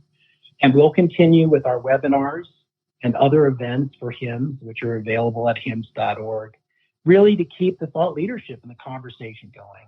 And I do want to come back to the consortium really quick, Justin. Yes. This is very important. Justin, for the ability of our ecosystem to begin to utilize information. We have got to get the standards communicated and shared. And that is the reason we took on the interoperability consortium that we're so proud of. So take a look at that over the next couple of days as the formal announcements of it kick off. We're very excited. We hope many groups will join and be able to share best practices on interoperability and standards. Fantastic. That's a great position to be in. Hal Wolf, President and CEO of HIMSS, thank you very much, my friend, for joining the show and really sharing what you did. This is exciting to see what's coming up. It's in Las Vegas. Absolutely my honor, and we'll look forward to getting together. You got it, and we'll certainly see you in Las Vegas, if not sooner. Thank you, Hal. Appreciate it. Well. All right, and I just want to say thank you to all my guests. This was an amazing show, amazing day. Roberta, thank you. Stone, thank you. But we've got to wrap up here. I know we've had an amazing broadcast, almost 3 full hours, and just want to offer just a note of gratitude to all of my dedicated partners out there. Certainly, you guys here in studio, but Lenovo, Raman Healthcare, even Intel has been great through the years. But Roberta, you want to say a couple of things here, please? I have some takeaways, don't you? Please, yes. On the whole 3 hours. Sorry, I have some takeaways. Sure. First, I love the fact that everybody was listening to everybody else. I know. That's not what we got when we did the live here this summer, because they were coming into the station. And you would not have got that at HIMSS either. Correct. It's very true. Because they were there. Yeah. So I love the fact that how many of those people said, I heard that person, and they... And so the flow of this was very good. I really like that. I think you got 3 new hashtags you have to I know. promote, I love it. I know. Right? Yes. Right? Cures Rural ONC, Wearable Wisdom, and Digital Dignity. Right? Love it. Yes. Yeah, those are our new hashtags.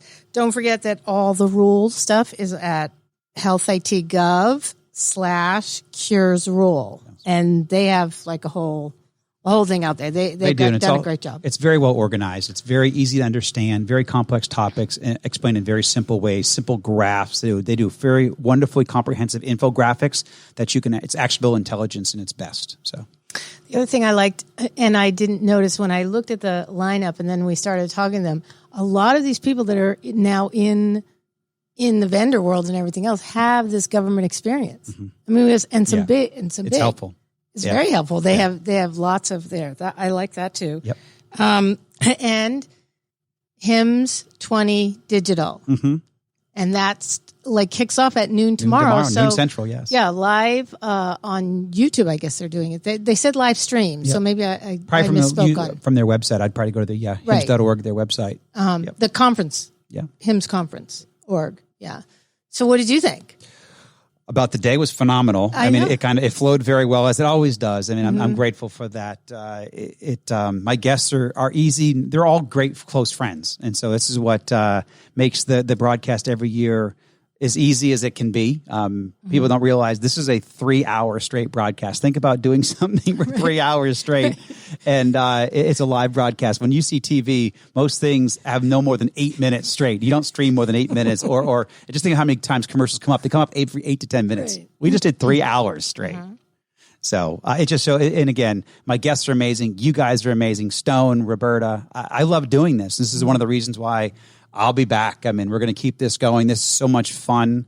I also learned a ton. I did too. Mm-hmm. I mean, my gosh, I took copious notes here. I mean, just the panel. I mean, when you think about just the quality of the quality of the guests here, speakers, they're all speakers in their own right, but are amazing. And so what they share in a 10-minute block of time is amazing. So I was on 2 press conference calls yesterday with the ONC and with CMS, and I even learned more today too. Too. I mean, I had done that. So yeah. They're great guests, and thank you to the ONC for coming on. Yeah. When I reached out to them, I expected to have one. But wine, and they said, how about all 4? I'm like, fantastic. Right. That's great. Right. So it made the show much better. And then obviously there's a lot going on regarding the rules and what was going to be announced. And so it's extremely timely. We're fortuitous with our timing. I mean, if we need to get together 6 months from now to see and get the vendors on the show and see how they're doing on the rules. I agree. We'll do that. But again, I just want to say thank you to everybody who's listening today. An amazing show. I hope you took a lot from it. I certainly personally did. That's why I do it. This is an amazing show, an amazing opportunity. And also just want to say thank you again to all of our production partners, Lenovo Health, Business RadioX, Ramon Healthcare, Healthcare Now Radio, and certainly the HIMSS organization. Their continued support makes this happen. And thank you again to all of you listeners. Without you, we wouldn't have a show. So thank you for joining us today. And as always, you can tune into This Just In Radio weekdays at 2:30 p.m. Eastern, 11:30 a.m. Pacific. You can go to thisjustinradio.com or healthcarenowradio.com/This Just In, and you can hear our show broadcast again daily, 2:30 p.m. Eastern, 11:30 a.m. Pacific. As always, you can track me on Twitter at HIT Advisor and use the hashtag ThisJustinRadio so we can respond to your comments from the show. If you miss any of this broadcast or want to hear more, my shows are always posted on Apple iTunes, SoundCloud, iHeartRadio, Spreaker, Google Play, and TuneIn. Also, if you want to see or hear more thought leadership from most of my guests, you can check out the Think Tank at healthinnovationthinktank.com. Thanks, everyone. Have a terrific rest of your day.